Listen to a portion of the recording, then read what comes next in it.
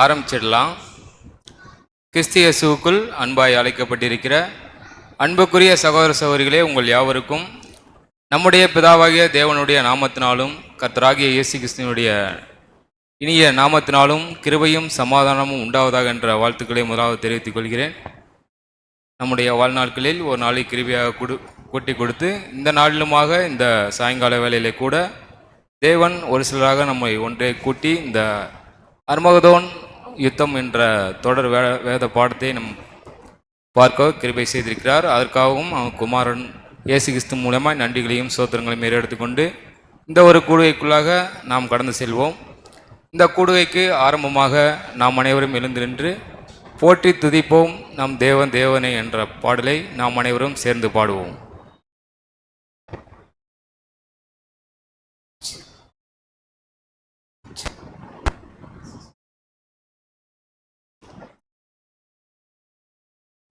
பாடல் எண் 62, 67.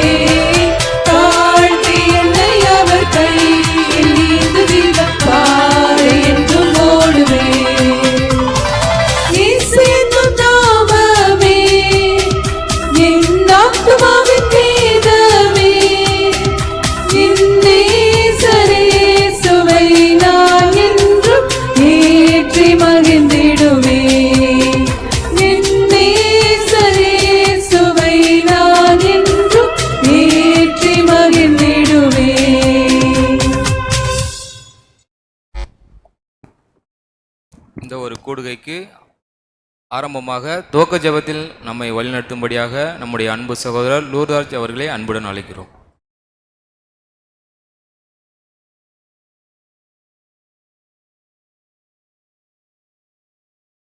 ஜெபம் செய்வோம். மகா உன்னதங்களில் வாசமாயிருந்து இப்பூமியின் மனுமக்களாக எங்களை கண்ணோக்கி பார்த்து ஆசீர்வதித்து வழி நடத்தி வருகின்ற எங்கள் ஜீவன பிதாவே, உம்முடைய நேசகுமாரனை எங்கள் மீட்பெரும் கண்மலையும் இரட்சகருமாகிய கிறிஸ்து இயேசு மூலமாக பார்த்து வருகிறோம். தகப்பனே, இந்த வாழ்நாளிலே எங்களுக்கு கிருபையாய் ஒரு நாளை கூட்டி கொடுத்து இந்நாள் வரை உமது கண்மணி போல காத்து வந்த கிருபைக்காகவும் மீண்டும் நன்றி துதி சோசரங்களை ஏறெடுக்கிறோம். தகப்பனே, சிறுமந்தை வகுப்பாராக எங்களை கூட்டி சேர்த்து சத்தியத்துள்ள மகத்துவங்களை நாங்கள் தெரிந்து கொள்ள செய்த கிருபைக்காகவும் நன்றி செலுத்துகிறோம். தகப்பனே, இதோ இந்த நாளிலும் உடைய பரிசுத்தான் மூலியமாக 7ஆம் தூதன் எழுதிய அர்மகதோன் என்ற பாடத்தில் உள்ள 4ஆம் தொகுதியை பார்க்க இருக்கிறோம். தகப்பனே, அதை நாங்கள் பெற்றுக்கொள்ளத்தக்கதாக எங்களுடைய இருதயத்தை தூய்மைப்படுத்தி அதை பெற்று நாங்கள் அதை பிரயோஜனப்படுத்திக் கொள்ள தேவரின் கிருபையாக எங்களை ஆசீர்வதித்துள்ளோம். தகப்பனே, சிறு பிள்ளைகளையும் வாலிப பிள்ளைகளையும் ஆசீர்வதியும். தகப்பனே, அவர்களுக்கு வேண்டிய ஞானத்தையும் அறிவியும் தந்து போஷிக்குமாய் இடத்தில் கஞ்சி கொண்டாடுகிறோம். தகப்பனே, சுவிசேஷமாக உடல் நலம் கொண்டிருக்கும் சகோதரர்களை நினைவு கூறுகிறோம். தகப்பனே, அவர்களுக்கு வேண்டிய உடல் சுகத்தையும் அது கிருபையினால் தந்து போஷிக்குமாய் இடத்தில் கஞ்சி கொண்டாடுகிறோம். தகப்பனே, வரதவரி சகோதரர்களுக்கும் இந்த சத்தியம் சென்று சேர தேவரின் கிருபையாக எங்களை ஆசீர்வதித்தல்லுமாய் இடத்தில் கஞ்சி கொள்கிறோம். தகப்பனே, இந்த மன்றாட்டுகளை எல்லாம் நீங்கள் மீட்பெரும் கண்மலையும் இரட்சகருமாகிய கிறிஸ்து இயேசு மூலமாய் பார்த்து வருகிறோம். எங்கள் ஜீவனும் நல்ல பிதாவே, ஆமென்.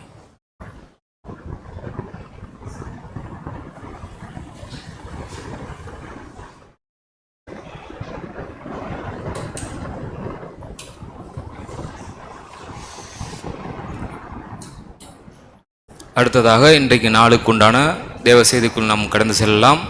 நாம் வாரந்தோறும் பார்த்து வந்து கொண்டிருக்கிற இந்த அர்மகதோன் யுத்தம் என்கிற தொடர் பாடத்தை நமக்கு எடுத்து தரும்படியாக நம்முடைய அன்பு சகோதரர் ஜோயல் அவர்களை அன்புடன் அழைக்கிறோம்.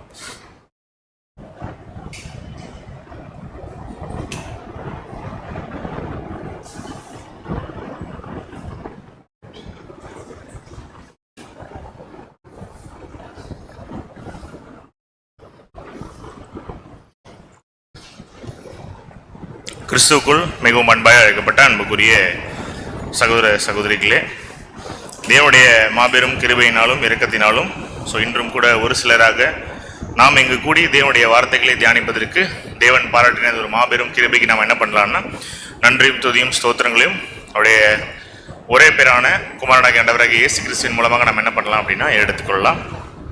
இன்றும் கூட இந்த நாளுக்கு உண்டான ஒரு பாடத்துக்குள்ளாக நம்ம கடந்து செல்லலாம். இன்னைக்கு நாம் பார்க்கக்கூடிய பாடத்தினுடைய தலைப்பு என்ன? பாடத்தினுடைய தலைப்பு என்ன? மகா நீதிமன்றம் முன் பாபிலோன் குற்றம் சாட்டப்படுதல். ஓகே, இதுதான் நம்ம இன்னைக்கு பார்க்கக்கூடிய அந்த 4வது அத்தியாயத்தினுடைய தலைப்பா நம்ம பார்க்கிறோம். இது கிளாஸ் நம்பர் 28. இதுல 4வது அத்தியாயத்துல உள்ள பாகம் 1 நம்ம என்ன பண்றோம் அப்படின்னா நம்ம பார்க்கிறோம். பார்க்கும் பொழுது இந்த சாப்டருக்குள்ள நம்ம போறதுக்கு முன்னாடி நம்ம ஒரு சில காரியங்கள் நம்ம என்ன பண்ணணும் அப்படின்னா தெளிவா புரிஞ்சுக்கணும். ஓகே, நம்ம ஒரு சில விஷயங்கள் கொஞ்சம் தெளிவா புரிஞ்சுக்கணும் இந்த சாப்டருக்குள்ள போறதுக்கு முன்னாடி. இன்னைக்கு நம்ம பார்க்கக்கூடிய பாடம் இன்ட்ரடக்ஷன் தான். நம்ம பார்க்கக்கூடிய பாடம் இன்னைக்கு கம்ப்ளீட்டா இந்த சாப்டருடைய இன்ட்ரடக்ஷன். இன்ட்ரடக்ஷன் அப்படின்னு சொல்லும் பொழுது எதை அடிப்படையாக கொண்டு சகோதரர் இந்த ஒரு அத்தியாயத்தை எழுதியிருக்காங்க, அதில் நமக்கு என்ன ஒரு விஷயங்களை நம்ம கவர் பண்ண போகிறோம் அப்படிங்கிறத நம்ம இன்னைக்கு பார்க்கலாம். கடைசி கால பாதகங்களாக அழைக்கப்பட்ட நமக்கு வேதாகமத்தில் சொல்லப்பட்ட தீர்க்க தரிசனங்களும் வசனங்களும் அதனுடைய காலப்பகுதி ரொம்ப முக்கியமான அம்சமாக காணப்படுது. ஏன் அப்படின்னா நமக்கு முன்னாடி 6 கால சபையின் பரிசுத்தவான்கள் இருந்திருப்பாங்க. நம்ம எத்தனாவதா வரோம் அப்படின்னா 7ஆம் கால சபையினுடைய பரிசுத்தவான்களாக நம்ம இங்கே இருக்கோம். அப்படின்னா நாம தான் கடைசி. அப்படின்னா நமக்கு அப்புறம் 8ஆம் கால சபைன்னு யாராவது வரப்போறாங்களா? இல்லை. அப்ப நாம தான் 7ஆம் கால சபையின் பாத அங்கங்கள் அப்படின்னா அதுல நாம எப்படி இருக்கோமா? ரொம்ப ஃபீட் மெம்பர்ஸ்னா என்ன அர்த்தம்? ஏன் ஃபீட் மெம்பர்ஸ்? கடைசி பேட்ச் அப்படின்னு எடுத்துக்கிட்டா எப்படி இருக்கும்? அந்த மாதிரி இல்லையா? ஸோ அப்படி பார்க்கும் பொழுது தேவன் இந்த டைம் லைன்ஸை எவ்வளோ பியூட்டிஃபுல்லாக நமக்கு முன்கூட்டியே ப்ராஃபஸியாக கொடுத்துருக்காரு அப்படிங்கிறத நம்மளால இந்த சாப்டரில் என்ன பண்ண முடியும்னா உணர முடியும். அப்போ எண்டில் நடக்கக்கூடிய பழிவாங்கும் நாளில் பாபிலோனுக்கு என்ன நடக்க போகுது அப்படிங்கிற விஷயம் நம்ம பார்த்துருக்கோம். மேலும் கிங்டம் பற்றின சில விஷயங்கள் கூட நம்ம என்ன பண்ணியிருக்கோம், டச் பண்ணியிருக்கோம். இந்த 4th volume continuous study start பண்ணும் பொழுது நாம் இது வரைக்கும் பார்த்த 3 சாப்டர்ஸை காட்டிலும் இனியும் நாம் பார்க்கக்கூடிய அடுத்து வரக்கூடிய 3 சாப்டர்ஸ் வந்து மிகவும் ஒரு முக்கியமான ஒரு அத்தியாயங்கள். ஏன் அப்படின்னா நம்ம ஜட்ஜ்மெண்ட் ஆஃப் பாபிலோன் அப்படின்லாம் பாடம் கேட்டிருக்கோம் இல்லையா?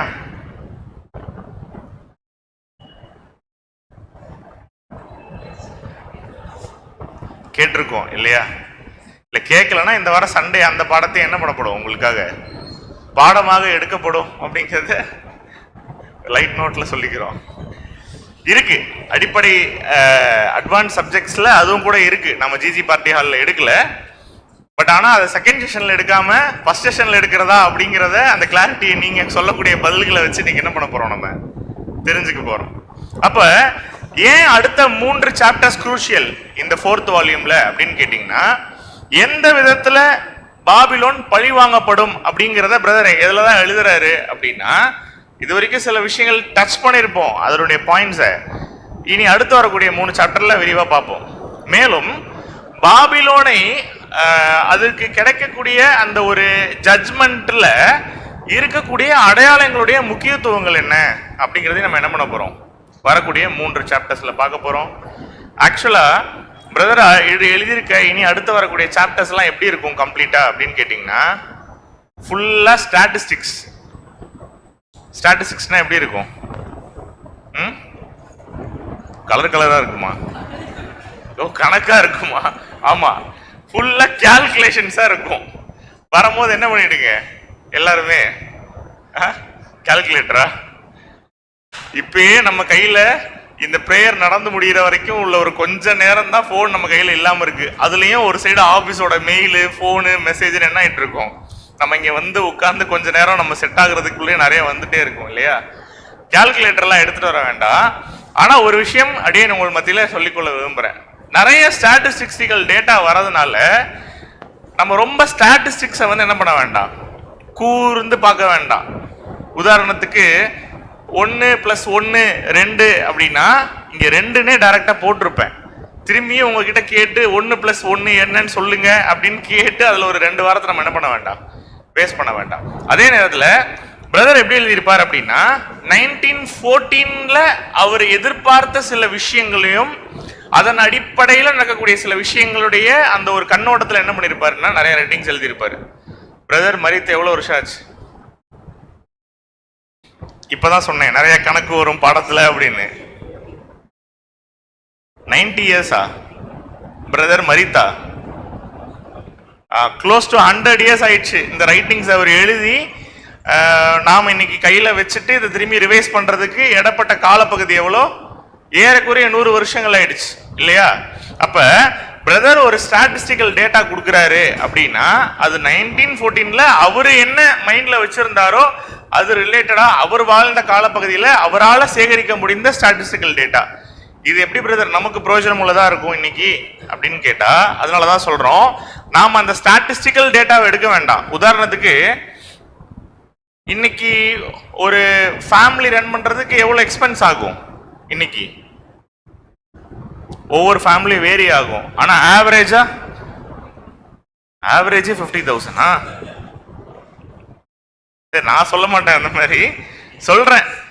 3 வேளை சாப்பிட்டு குடும்பம் ஓட்டுறதுக்கு எவ்வளவு ஆகும் அப்படின்னு கேட்டா, சகோதரியோட உதாரணம் 50,000 எடுத்துப்போம். பிரதர் எப்படி எழுதியிருப்பாரு அவருடைய டைம் லைன்ல எழுதுனா? ஒரு பால் ஒரு பன்னுனா? சரி, இது என்ன 7th வால்யூமா? சரி, அதாவது எப்படி புரிஞ்சுக்கலாம்னா, ஸ்டாட்டிஸ்டிக்கல் டேட்டால எப்படி கொடுத்துருப்பாருன்னா, அவருடைய டைம் லைன்ல ஒரு $10 வச்சு ஒரு ஃபேமிலி ரன் பண்ணலாம் அப்படின்னு எழுதியிருக்காருன்னா, இன்னைக்கு நான் பிரதர் வால்யூம்ல சொன்ன மாதிரி எக்ஸாம்பிள் வச்சு உங்களுக்கு என்ன பண்ண முடியாது? $10 அதாவது ஒரு $1000 இன்னைக்கு நம்ம ஃபேமிலி ரன் பண்ணிடலாம் அப்படின்னு சொன்னா நீங்க என்ன பண்ணுவீங்க? நீங்க வேணா பேசிட்டு இருங்க பிரதர், நாங்க போயிட்டு டைரக்டா சண்டே வந்துக்கிறோம் அப்படின்னு சொல்லி என்ன பண்ணிடுவீங்க? ஸ்கிப் பண்ணிடுவீங்க இல்லையா? ஸோ அதனால என்ன கிளியரா புரிஞ்சுக்கலாம்னா, 100 years தள்ளி இருக்கும். ஸோ எக்ஸாக்ட் வால்யூம்ல உள்ள ஸ்டாட்டிஸ்டிக்கல் டேட்டாவை எடுத்துக்க வேண்டாம். அதுல நமக்கு என்ன பாடம்? பிரதர் சில விஷயங்கள் 100 வருஷத்துக்கு முன்னாடியே கரெக்டா சொல்லியிருக்காரு. இன்னைக்கு அது நமக்கு எந்த அளவுக்கு அந்த டேட்டா அவர் கொடுத்தது நம்மளால ரிலேட் பண்ணி பார்க்க முடியுது அப்படிங்கிறத நம்மளால இந்த ஒரு சாப்டர்ஸ்ல உணர முடியும். மேலும் பிரதர் எழுதின நம்பர்ஸை விட்டுட்டு பிரதர் சொன்ன கான்செப்ட் எடுத்து என்ன பண்ணலாம், இன்னைக்கு என்ன நடக்குது பாபிலோன்லங்கிறத நம்மளால என்ன பண்ண முடியும்? ஈஸியா ரிலேட் பண்ண முடியும். ஏன்? டைட்டில் என்ன வச்சுட்டாரு இந்த சாப்டருக்கு? இப்பதான் பதிலே வருது. இப்பதான் அந்த உலகத்துக்குள்ள போய் ஒரு 4 நாள்லாம் முடிச்சு திரும்பியும் உள்ள அப்படி எக்லிஷியாக்குள்ள வந்து அந்த ஒரு டியூன் வந்து என்ன ஆகுது? இப்பதான் செட் ஆகுது. மகா நீதிமன்றம் முன் பாபிலோன் குற்றம் சாட்டப்படுதல். இப்ப இந்த சாப்டர் நம்ம எப்படிதான் அப்ரோச் பண்ண போறோம் அப்படின்னா, ஸ்லோ அண்ட் ஸ்டெடி அப்ரோச். இல்ல கவனிக்கல, இந்த சாப்டரை எப்படி அப்ரோச் பண்ண போறோம்னா, ஸ்லோ அண்ட் ஸ்டெடி அப்ரோச். அப்படின்னா என்னன்னா, நிறைய விஷயங்கள் நிறைய டேட்டாஸை நம்ம ஒவ்வொரு வாரமும் பார்த்து நம்ம என்ன பண்ண போறது இல்லை, டயர்டாக வேண்டாம். ஸ்லோவா ஸ்டெடியா பிரதர் ஒரு கான்செப்ட் எக்ஸ்பிளைன் பண்றாருன்னா, அந்த கான்செப்ட் இன்னைக்கு நமக்கு எப்படி பைபிளோட ப்ராஃபஸியோட ஒத்து போகுது, அதுல இருந்து நமக்கு என்ன பாடம் அப்படிங்கறத நம்ம என்ன பண்ண போறோம்னா, ஸ்லோவா கிரகிச்சு இன்னைக்கு நாளுக்கு உண்டான ஒரு பாடத்துக்குள்ள நம்ம கடந்து செல்லலாம். ஸோ பாடத்தை புரிஞ்சுக்கணும் அப்படின்னா இந்த பாடத்தினுடைய டைட்டிலை ரொம்ப கிளியரா புரிஞ்சுக்கணும். டைட்டில் புரியாம இந்த சாப்டர் புரியாது. இந்த சாப்டர் கிளியரா புரியணும்னா கண்டிப்பா பிரதர் எழுதின டைட்டில் என்ன ஆகணும், நிச்சயமா புரியணும். சண்டேஸ்ல சப்ஜெக்ட் எடுக்கிற மாதிரி நாங்களே ஒரு பாடம் எடுத்துட்டு வந்துட்டு எங்களுக்கு பிடிச்ச மாதிரி அதுக்கு ஒரு டைட்டில் என்ன பண்றது இல்லை, வைக்கிறது இல்லை. ஒவ்வொரு சாப்டர்ஸ்க்கும் பிரதர் ஒரு டைட்டில் கொடுத்துருக்காருன்னா கண்டிப்பா அதை ஞானமா தான் அவர் செஞ்சிருக்கணும் அப்படிங்கிறதுக்கு ஒரு உதாரணம் இப்ப நம்ம பார்க்கக்கூடிய ஒரு எக்ஸாம்பிள். நம்ம ஒரு சப்ஜெக்ட் எடுக்கிறோம், உதாரணத்துக்கு ரீசெண்டாக கூட ஒரு மெமோரியல் சப்ஜெக்ட் எடுக்கும் பொழுது நான் கூட அப்படின்னு உங்ககிட்ட சொல்லியிருந்தேன், என்ன டைட்டில் வைக்கிற அப்படின்னு வைக்கிறதுன்னு தெரியல. ஆனால் என்ன டைட்டில் வச்சிருந்தோம் அப்படின்னா, மீட்பர்ஸ் என்ற பாதையில் ஒரு டைட்டில் வச்சிருந்தோம். சப்ஜெக்ட் முடியும் போது அது ரிலேட் ஆகும், ஆனால் என்ன டைட்டில்னு வைக்கிறதுனே தெரியாம ஒரு யோசனையிலே இருந்து நம்மளா ஃப்ரேம் பண்ணது அப்படிங்கிறதுக்கு டைட்டிலும் சப்ஜெக்டும் இசைவா ஆகுறதுக்கு நம்ம 2-3 வசனங்கள் கோட் பண்ணி காட்ட வேண்டியதா இருக்கு. இதனால மீட்பர்ஸ் என்ற ஒரு பாதையில நம்ம போனோம் அப்படின்னு. இந்த மாதிரி வச்சிருப்பாரா 7ஆம் தூதன் வந்து ஒரு டைட்டில் வைக்கிறாரு அப்படின்னா? இல்ல இல்லையா? ஸோ 7th ஏஞ்சல் ஆக்சுவலி அவர் ஒரு மீனிங்கோட ஒரு லார்ஜ் பிக்சரை மைண்ட்ல வச்சுட்டு அவர் என்ன பண்றாரு அப்படின்னா டைட்டில் வந்து சூட் பண்றார். அப்ப மகா நியாய சபையின் முன்பாக நிறுத்தப்பட்டிருக்கும் பாபிலோன் அப்படிங்கிறது சரியான ஒரு மொழிபெயர்ப்பு, சரியான ஒரு தமிழாக்கம். ஆங்கிலீஷ்ல எப்படி இருக்கு? Babylon before the great court. தமிழ்ல எப்படி புரிஞ்சுக்கலாம்னா, மகா நியாய சபை முன்பு நிறுத்தப்பட்டிருக்கும் பாபிலோன். இப்போ பாபிலோனுக்கு என்ன நடக்கும் அப்படிங்கறத நம்ம என்ன பண்ணலாம் அப்படின்னா கிராஜுவலா பார்க்கலாம். அப்ப இன்னும் கூட கிளியரா புரிஞ்சுக்கலாம். அப்படியே பிரதர் 3rd சாப்டர் ஹேண்டில் பண்ணியிருப்பாரு, அதுக்கு முன்னாடி சில சாப்டர்ஸ் ஹேண்டில் பண்ணியிருப்போம் இல்லையா, ஆத்தர்ஸ் ஃபார்வர்ட்லாம் படிச்சிருப்போம் இல்லையா. பாபிலோன்னா யாரு பிரதர்? போன சாப்டர்ல பெரியன் கொஸ்டின்ல கேட்டீங்கனாலே எங்களுக்கு மறந்துருக்கும். பாபிலோன்னா யாரு? போப்பு மார்க்கம், புராட்டஸ்டன்ட் அமைப்புகள், அதை சார்ந்திருக்கக்கூடிய கிறிஸ்தவ நாடுகள் மற்றும் இதை சார்ந்திருக்கக்கூடிய பிற நாடுகள். ஓகே, இது வந்து இந்த 4th வால்யூம் முடிகிற வரைக்கும் 2 2s are 4 அப்படிங்கிற மாதிரி எப்ப கேட்டாலும் என்ன பண்ணணும், கரெக்டா ஞாபகம் வச்சு சொல்லணும். அப்ப எப்படி இந்த பாபிலோன் அமைப்புக்கு நம்ம சொன்னோம்ல, பாபிலோன் அப்படின்னா இப்ப நம்ம சொன்ன சில அமைப்புகளுக்கு எந்த அளவுக்கு மத அதிகாரமும் அரசியல் அதிகாரமும் இருந்திருக்கு அப்படிங்கிறத நம்ம என்ன பண்ணியிருக்கோம், நிறைய விஷயங்கள் பார்த்துருக்கோம். இந்த மத அதிகாரத்தையும் இந்த அரசியல் அதிகாரத்தையும் எப்படி இவங்க தவறா பயன்படுத்தியிருக்காங்க அப்படிங்கிறத ஜட்ஜ் பண்ணக்கூடிய ஒரு இடம் தான் இந்த நீதிமன்றம், இந்த நியாய சபை. அதான் டைட்டில் வச்சிருக்காரு, மகா நீதிமன்றம் முன் பாபிலோன் குற்றம் சாட்டப்படுதல் அப்படின்னா என்ன? இப்ப இந்த வார்த்தையில உள்ள விளக்கங்கள் பார்க்கிறோம். பிரதர் ஏன் இந்த சாப்டருக்கு இந்த டைட்டில் வச்சிருக்காரு? சாப்டரை புரிஞ்சுக்கிறதுக்காக டைட்டில் புரிஞ்சுக்கிறதுக்கு நம்ம என்ன பண்ணிட்டு இருக்கோம்? ட்ரை பண்ணிட்டு இருக்கோம். இப்ப இந்த வார்த்தைகள்ல என்னென்ன தெரிஞ்சாச்சு? பாபிலோன்னா யாருன்னு தெரியும் நமக்கு, கரெக்டா? இப்ப மகா நீதிமன்றம்னு ஒண்ணு இருக்கு, அதான் நம்ம என்ன பண்ண போறோம் இப்ப பாக்குறோம். அப்ப நியாய சபை நீதிமன்றம் அப்படிங்கிறது என்ன? ஆக்சுவலி நீதிமன்றம்னு என்ன? கோர்ட் இல்லையா? நியாய சபையிலேயோ இல்ல ஒரு நீதிமன்றத்திலேயோ என்ன கிடைக்கும்? நியாயம் கிடைக்கும். எதன் அடிப்படையில் அப்படின்னா ஒரு ஜஸ்டிஸ் அங்க வழங்கப்படணும். சரி என்ன தவறு என்ன, ஒருவேளை அதை நியாயம் விசாரிக்கணும். லிட்ரலாவே விசாரிச்சு ஒரு சரியான முடிவு எடுக்கக்கூடிய ஒரு இடமா தான் என்ன இருக்கு அப்படின்னா ஒரு கோர்ட்டு இருக்கு. உதாரணத்துக்கு நம்ம எக்லிஷியாலே பிசினஸ் மீட்ல எல்லாரும் கூடி இருக்கோம்.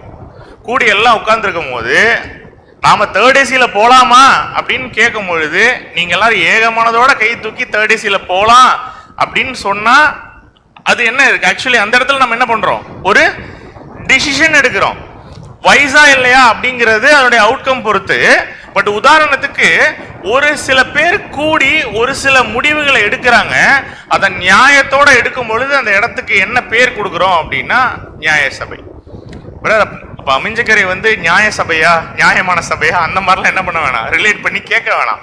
உதாரணத்துக்கு நான் பிசினஸ் மீட்டிங் சொன்னேன். இப்ப இங்க கோர்ட்டு ஒரு ஜட்ஜு ஒரு ஜட்ஜ்மெண்ட்னா அங்க ஜஸ்டிஸ் என்ன பண்ணப்படணும்? ஆக்சுவலி நிலைநாட்டப்படணும் அந்த இடத்துல. இப்போ யாரு இந்த கோர்ட் முன்னாடி நிக்கிறா? இங்க பாபிலோன்.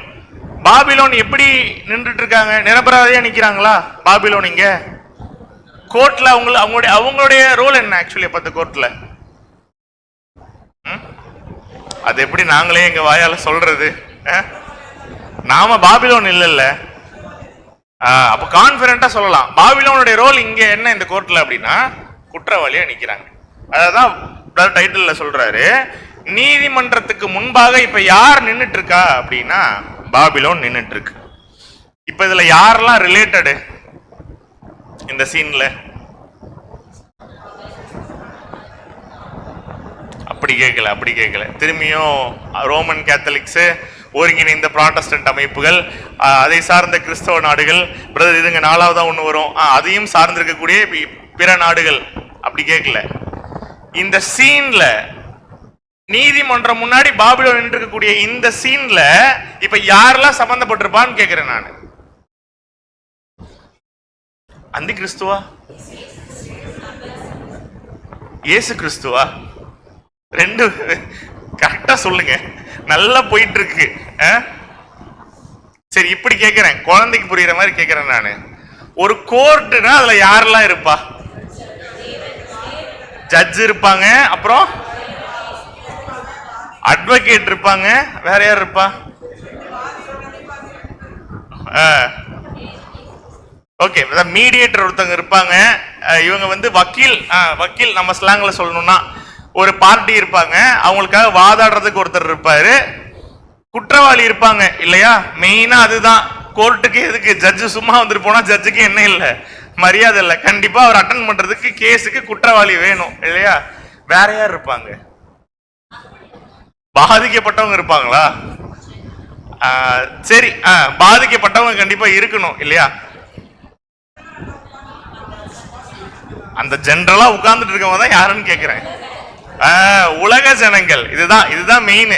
ஏன்னா நமக்கு எதிர்பார்க்கிற பதில் வர வரைக்கும் நம்ம என்ன பண்ணிட்டு இருப்போம், அப்படியே டிராவல் ஆகிட்டே இருப்போம் அந்த கோர்ட் சீன்லயே. இந்த குழந்தைங்களுக்குலாம் ஒரு பிக்சர் போட்டு இதுல உள்ள 6 ஆப்ஜெக்ட்ஸ் கண்டுபிடி அப்படின்னா அந்த குழந்தை தேடும் தெரியுமா, ஒழிஞ்சிருக்கு ஏதோ ஒரு விஷயத்த. அந்த மாதிரி நம்ம அந்த பிக்சரைசேஷனுக்குள்ள தேடணும். மெயினா யார் நம்ம பாக்குறோம் அப்படின்னா கண்டிப்பா கோர்ட்னா ஒரு நீதிபதி இருக்கணும், நிச்சயமா ஒரு குற்றவாளி இருக்கணும். நீதிபதி இருந்தா கண்டிப்பா அங்க ஒரு தீர்ப்பு வழங்கி ஆகணும். குற்றவாளி அப்படின்னு ஒருத்தவங்க இருந்தாங்கன்னா கண்டிப்பா அவங்களுக்கு தண்டனை கொடுத்தே ஆகணும். இதெல்லாத்தையும் விட்னஸ் பண்றதுக்கு அங்க யார் இருப்பா பின்னாடி? நிச்சயமாக சில ஜனங்கள் என்ன பண்ணுவாங்க, இருப்பாங்க. அவங்க என்ன பண்ணிட்டு இருப்பாங்க? அங்க ஜட்ஜ் பேசிட்டு இருக்காரு, என்ன பண்ணிட்டு இருப்பாங்க? என்ன பண்ணுவாங்க? பக்கத்துல அப்படியே திரும்பி சப்ஜெக்ட் நடக்கும் போது நம்ம பேசிட்டே இருப்போம் இல்லையா? நமக்கு பின்னாடி 2 பேர் பார்த்துட்டே இருப்பாங்க சப்ஜெக்டை கவனிக்காம. பட் அதை கூட நம்ம கண்டுக்காம அப்படியே சைடில் நின்று இப்படி பார்த்து பேசிட்டே இருப்போம். ஏன்னா சரி கொஞ்ச நேரம் ரியலைஸ் ஆகட்டும், அதுக்கப்புறம் நம்ம பேசிக்கலாம், அமைதியாக்கலாம் அப்படின்னு. அந்த மாதிரி இருக்குமா? கோர்ட்லயாவது ஜட்ஜு வந்து ஒரு சுத்தியில எடுத்து அடிச்சு ஜனங்களே எல்லாரும் அமைதியா இருங்க அப்படின்னு சொல்லிடுவாரு. இங்க ஸ்டேஜில் நிக்கிற பிரதரால அதெல்லாம் என்ன பண்ண முடியாது, சொல்ல முடியாது. நீங்க அமைதியா இருந்தீங்கன்னா அடுத்தது என்ன பண்ணுவாங்க, கண்டினியூ பண்ணுவாங்க இல்லையா? ஜனங்கள் என்ன பண்ணுவாங்க, அந்த கோர்ட்ல வந்து உட்காந்துட்டு காசிப் பண்ணுவாங்களா? கவனிச்சுட்டு இருப்பாங்க இல்லையா, வழக்கு எப்படி போகுது அப்படிங்கிறதையா? நிச்சயமான விஷயம். அது மட்டும் இல்ல, வரக்கூடிய தீர்ப்பு என்னவாக இருக்கும் அப்படிங்கிறதுல அவங்களுடைய ஆன்டிசிபேஷன், அவங்களுடைய எதிர்பார்ப்பு என்ன இருக்கும் அப்படின்னா அதிகமாக இருக்கும். ஒருவேளை குற்றவாளி சார்ந்து யாராவது வந்திருப்பாங்களாங்க? வந்திருக்கலாம். குற்றவாளி ஒருவேளை நிரபராதின்னு நினைக்கிறவங்க என்ன பண்ணிருப்பாங்க, கண்டிப்பா ஒரு நியாயம் நீதி நமக்கும் கிடைக்காதா அப்படின்னு நினைச்சிட்டு போயிட்டு இருப்பாங்க. ஒருவேளை இந்த குற்றத்துக்கு எதிராக பாதிக்கப்பட்ட ஜனங்கள், நம்ம சொன்னோம்ல இன்னொரு டீம் இருப்பாங்க அப்படின்னு, அவங்களும் என்ன பண்ணிருக்கணும், நிச்சயமா வந்திருக்கணும்.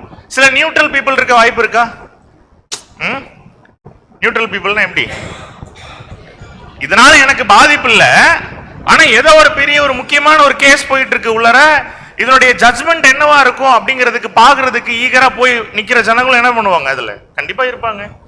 அப்பதான் நம்ம பாக்குறோம், எப்படி ஒரு கோர்ட்டுக்கு ஒரு நீதிபதி வந்து உட்காரணுமோ, இங்க பாபிலோனுடைய அந்த ஜட்ஜ்மெண்ட்டுக்கும் இந்த நியாய சபை முன்னாடி நிற்கக்கூடிய இந்த மகா பாபிலோனுக்கு ஜட்ஜ்மெண்ட் கொடுக்கறதுக்கும் நிச்சயமா ஒருத்தர் தேவை. அது யாரு அப்படின்னா, அந்த கோர்ட்லயே த சீஃப் மோஸ்ட் பவர்ஃபுல் யார் இருப்பா? கூட ஒருத்தர் வருவாரு குச்சி வச்சுட்டு, அவரா? யார் பவர்ஃபுல் கோர்ட்லயே? ஜட்ஜ். அல்டிமேட்டா அவர் தான் பவர்ஃபுல். ஒருவேளை இப்படி கேட்கிறேன், ஜட்ஜ் வந்து பவர்ஃபுல் தான். எந்த அளவுக்கு பவர்ஃபுல் அப்படின்னா, ஜட்ஜ் வந்து ஒரு சென்டென்ஸ் கொடுத்துட்டாரு, ஒரு தீர்ப்பு கொடுத்துட்டாரு அப்படின்னா, இங்க வேணா நிகழ்காலத்துல வந்து இந்த கோர்ட்லனா மேல்முறையீடு செய்யறதுக்கு ஒரு கோர்ட் இருக்கு இல்லையா? ஆனா தேவனுடைய நியாய சபையில, நியாய சங்கத்துல தேவன் ஒரு தீர்ப்பு எழுதிட்டார் அப்படின்னா அந்த தீர்ப்புக்கு மறு தீர்ப்பே கிடையாது. ஏன் தெரியுங்களா? இன்னைக்கு நடக்கக்கூடிய கோர்ட்ல நடக்கக்கூடிய சம்பவங்கள்ல தவறாவும் சில நேரம் ஜட்ஜ்மெண்ட் எழுதுறதுக்கு என்ன இருக்கு, வாய்ப்பு இருக்கு. ஆனா தேவன் மிகப்பெரிய ஒரு ஜட்ஜு அப்படின்னா அவங்க எழுதக்கூடிய தீர்ப்புல மிஸ்டேக்ஸ் இருக்கிறதுக்கு என்ன இல்லை, வாய்ப்பே கிடையாது இல்லையா? ஒருவேளை தேவனே நீதிபதியா இருக்கார் அப்படின்னா அந்த கேஸ் எப்படி நடக்கும் கோர்ட்ல? பெர்ஃபெக்டா இருக்கும் இல்லையா? ஒருவேளை இந்த நியாய சங்கத்துல பாபிலோனை கொண்டாந்து நிப்பாட்டுறாங்க, இப்ப குற்றவாளி கூண்டுல, ஜட்ஜ்மெண்ட் எப்படி இருக்கும்? பெர்ஃபெக்டா இருக்கும். நாம நினைச்சுக்கணும், நாம பாபிலோனை சார்ந்து இல்லாம இங்க வந்து நம்ம உட்கார்ந்து இருக்கிறது மிகப்பெரிய ஒரு பிளஸிங் அப்படிங்கறத நம்ம புரிஞ்சுக்கணும். ஏன்? ஒரு மிகப்பெரிய ஒரு ஜட்ஜ்மெண்ட் எழுதுறதுக்கு ஒரு நியாயாதிபதி என்ன இருக்காரு, அங்க இருக்கார். ஒரு கோர்ட் இருக்கு, குற்றவாளி கூண்டு இருக்கு, அதுல ஒரு கூட்டம் நிக்குது, உள்ளர ஒரு அமைப்பு நிக்குது. அப்படிங்கும் பொழுது நாம யோசிச்சு பார்க்கணும், இந்த கோர்ட் சீன்ல நாம எங்க இருக்கோம் அப்படிங்கறத நம்ம புரிஞ்சுக்கணும். ரெண்டாவது, இந்த விசாரணையை விட்னஸ் பண்றதுக்கு நிறைய ஜனங்கள் இருப்பாங்க அப்படின்னு சொல்லி கூட பாக்குறோம் இல்லையா? ஏன் அதை அலோவ் பண்ணணும் கோர்ட்ல? விட்னஸே இல்லாம தப்பு பண்ண ஒரு குற்றவாளி, ஒரு ஜட்ஜு, 2 பேர் மட்டும் வச்சு முடிக்கலாம் இல்லையா கோர்ட்டை? ஏன் அந்த உலக ஜனங்களுக்கு ஒரு ஆப்பர்ச்சுனிட்டி, காமன் பீப்புளுக்கு ஏன் ஒரு ஆப்பர்ச்சுனிட்டி கொடுக்கணும்? எக்ஸாக்ட்லி.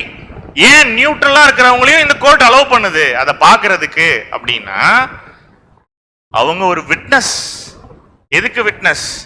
இன்னைக்கு அந்த ஜட்ஜ் எழுத போற தீர்ப்புக்கு அங்க காமனா, இதுல இவன் பாதிக்கல, பட் இருந்தாலும் காமனா பார்க்கக்கூடிய உலக ஜனங்கள் தேவனே அந்த இடத்துல எழுதக்கூடிய அந்த ஒரு ஜட்ஜ்மெண்ட்டுக்கு விட்னஸா இருக்காங்கன்னு சொல்லி கூட பாக்குறோம். ரெண்டாவது, இங்க நம்மளுடைய அந்த கோர்ட் சீன்ல குற்றவாளி கூண்டுல நிக்கிறது யாரு? பாபிலோனும் அதன் அமைப்புகளும் இல்லையா? அந்த ஆர்கனைசேஷன் ஆஃப் பாபிலோன், அதை நம்ம கிளியரா புரிஞ்சுக்கணும். அப்ப இங்க என்ன நடக்கும் அப்படிங்கும் பொழுது ஒரு மாபெரும் ஒரு விசாரணை இங்க நடக்க இருக்கு அப்படிங்கிறத நம்ம பார்க்கிறோம். அப்போ அதே நேரத்துல கோர்ட்ல ஒரு குற்றவாளியை விசாரிக்கும் போது என்ன தெரிய வரும், என்ன என்ன என்ன ரிவீல் ஆகும் கோர்ட்ல? நிறைய ஆர்குமெண்ட்ஸ் போகுதுன்னு வச்சுக்கோங்களேன், ஒன்னொன்னா கேட்பாங்க தெரியுங்களா? உதாரணத்துக்கு என்ன கேட்பாங்க? ஒரு கொலையாளி ஒருத்தர் நிக்கிறாரு அந்த கோர்ட்ல அப்படின்னா, சாட்சி இருக்கும். சாட்சியை வச்சு குறுக்கு விசாரணை செய்யறதுக்கு முன்னாடி சில நேரம் அந்த குற்றவாளிகிட்டே டைரக்டா பேசுவாங்க இல்லையா? பேசும்போது என்ன கேட்பாங்க? கொலை நடந்த அன்னைக்கு 6 மணிக்கு நீ கரெக்டா எங்க இருந்த பச்சை சட்டை போட்டுக்கிட்டு அப்படின்னு கேட்டா, இவர் மறந்துருக்கலாம் அன்னைக்கு பச்சை சட்டை போட்டிருக்கோமா இல்லையான்னு. ஜட்ஜு அந்த எஃப்ஐஆர் காப்பி வச்சுட்டு இந்த ப்ரொசீடிங்ஸ் வச்சுட்டு தான் என்ன பண்ணுவாங்க, சொல்லுவாங்க. அப்போ என்ன ரிமெம்பர் பண்ண வைப்பாங்க அப்படின்னா, நல்லா ஞாபகப்படுத்திப்பாரு. நாம சில நேரம் சொல்லுவோம்ல, பிரதர் ஒரு 2 months பேக் அன்னைக்கு நீங்க ஒரு நாள் எங்கிட்ட கோவமா பேசிட்டீங்க, அது இன்னுமே என்ன இருக்கு என் மனக்குள்ள ஓடிட்டே இருக்கு. அந்த மாதிரி இல்ல, அதே போல டைம் லைன் அவருக்கு ஜட்ஜுக்கு ஞாபகம் இருக்காது. ஒவ்வொரு கேஸுக்கும் ஒருத்தர் ஆஜராவாங்க இன்னைக்கு கோர்ட்ல. பட் கொஸ்டின் என்னவா இருக்கும்? அன்னைக்கு இந்த தேதியில இந்த டைம்ல நீங்க என்ன பண்ணிட்டு இருந்தீங்க அப்படின்னு கேட்கறது விஷயம் என்ன சொல்ல வருது அப்படின்னா, ஒரு குற்றவாளி தான் செய்த குற்றங்கள் இருக்கு இல்லையா, அது விட்னஸஸ் முன்னாடி அம்பலப்படுத்தப்படும் இல்லையா? உதாரணத்துக்கு கோர்ட்டுக்குள்ள வந்துட்டு கீழே இருக்கவங்க வேணா ஜட்ஜு கிட்ட துண்டு சீட்டு கொடுத்து விடுவாங்க, பார்த்துருக்கீங்களா? நாம இங்க ஜெனரல் கன்வென்ஷன்ல வந்து ஏதோ ஒரு ஸ்பீக்கர் ரொம்ப நேரம் பேசிட்டே இருக்காரு டைமை தாண்டி அப்படின்னா நம்ம என்ன பண்ணுவோம், சில நேரம் உங்க டைம் லைன் கொஞ்சம் முடிஞ்சுது அப்படின்னு சொல்லுவோம் இல்லையா? அந்த மாதிரிலாம் அங்க சொல்ல முடியாது. ஜட்ஜு கிட்ட வேணா சீட்டு கொடுத்து விடுவாங்க. என்னப்பா நீ தப்பு பண்ண, உன் சைடு நீ உள்ள நியாயத்தை சொல்லுப்பா, இல்ல நீ என்ன பண்ண அப்படின்னு ஜட்ஜு கேட்கும் பொழுது அந்த குற்றவாளி எப்படி பேசுவாங்க? எப்படி பேசணும்? எல்லாரும் பாக்குறாங்க, இப்ப வேணாம் அப்புறமா சொல்றேன் உங்ககிட்ட அப்படி சொல்ல முடியுமா? பகிரங்கமா அந்த இடத்துல அட்ரஸ் பண்ணணும்.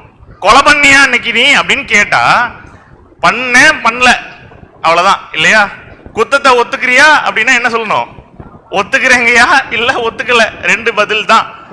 அந்த போல அங்க என்ன நடக்கும் அப்படின்னா, குற்றவாளி கூண்டில் ஏற்றப்பட்ட சில நபர்களுடைய குற்றங்கள் பகிரங்கமாக அந்த இடத்துல வெளிப்படுத்தப்படும். எல்லா விட்னஸஸ்னாலையும் என்ன பண்ண முடியும் அப்படின்னா அதை பார்க்க முடியும் அப்படின்னு சொல்லி கூட பார்க்கிறோம். அதான் பிரதர் இந்த சாப்டருடைய என்டையர் சாராம்சத்தை இந்த சாப்டருடைய டைட்டில்ல டைரக்டா வச்சிட்டார். Babylon before the great court, மகா நீதிமன்றம் முன் பாபிலோன் குற்றம் சாட்டப்படுதல். இப்ப புரியுதா இந்த சாப்டருடைய கதைக்களம் எப்படி இருக்கும் அப்படின்னு? ரீசன் இல்லாம வைக்கல. ஒரு டைம் லைன்ல பாபிலோன் குற்றவாளி கூண்டில் நிப்பாட்டப்பட்டு பாபிலோனும் அதன் சார்ந்த அமைப்புகளுக்கும் தேவன் எழுதக்கூடிய ஜட்ஜ்மெண்ட் எப்படி இருக்கு, அந்த கோர்ட் சீன் என்ன அப்படிங்கிறத நம்ம என்ன பண்ண போறோம் இந்த சாப்டர்ல பார்க்க போறோம். அன்புக்குரிய சகோதர சகோதரிகளே, அப்போ பாபிலோன் செய்த குற்றங்கள் அறிவிக்கப்படுமா இந்த கோர்ட்ல? கண்டிப்பா இல்லையா? நீங்க நம்ம சொல்றோம்ல, என்னென்ன தப்பு பண்ணிட்டு இருக்காங்க இந்த பாபிலோன் அமைப்புகள்ல உள்ளவங்க அப்படின்னு நம்ம சொல்றோம் இல்லையா? இது உலகமே விட்னஸ் பண்ற அளவுக்கு ஒரு நாள் இந்த நியாய சங்கம் முன்னாடி பாபிலோன் செய்த குற்றங்கள் கண்டிப்பாக நிரூபிக்கப்படும். சரி, ஏன் இது சொல்லணும் ஜனங்களுக்கு? பப்ளிக் விட்னஸ் தான், ஜனங்கள் பார்க்கணும். பாபிலோன் செஞ்ச குற்றங்களை அங்க ஜட்ஜ்மெண்ட் எழுதும் பொழுது ஜனங்கள் அதை பார்க்கணும், அது ஒரு வார்னிங் அப்படின்லாம் நம்ம சொல்றோம். இதே விஷயத்த இன்னைக்கு ஜனங்கள் எல்லாரும் பகிரங்கமா தெரிஞ்சிட்டு இருக்காங்க. அன்னைக்கு இப்ப யூஸ்வலா ஒரு கோர்ட் சீன்ல ஒரு குற்றவாளியை நிப்பாட்டி அந்த அந்த கேஸ் போயிட்டு இருக்கும் பொழுது அங்க கூடியிருக்கக்கூடிய ஜனங்களுக்கு தெரியும்ல. உதாரணத்துக்கு, ஆமா நான் கொலை பண்ணேன் நான் ஒத்துக்கிறேன் அப்படின்னு அந்த குற்றவாளி கூண்டுல ஒருத்தர் சொல்றாருன்னா, கூடியிருக்க ஜனங்கள் என்ன பண்ணுவாங்க? ஏய், இவன் தான் அந்த கொலையை பண்ணியிருக்கான்ப்பா, பாத்தியா இவன் தான் செஞ்சிருக்கான் அப்படின்னு எப்படி பேசிப்பாங்க இல்லையா? அது போல லிட்ரலா பாபிலோன் அந்த கூண்டுக்குள்ள நின்று சில குற்றங்களை ஒத்துக்கும் பொழுது ஜனங்களுடைய மென்டாலிட்டி எப்படி இருக்கும் அப்படின்னா, எஸ் ரைட்டு, இந்த அமைப்பு தவறான அமைப்பு அப்படிங்கிறத லிட்ரலா அவங்க விட்னஸ் பண்ணுவாங்க.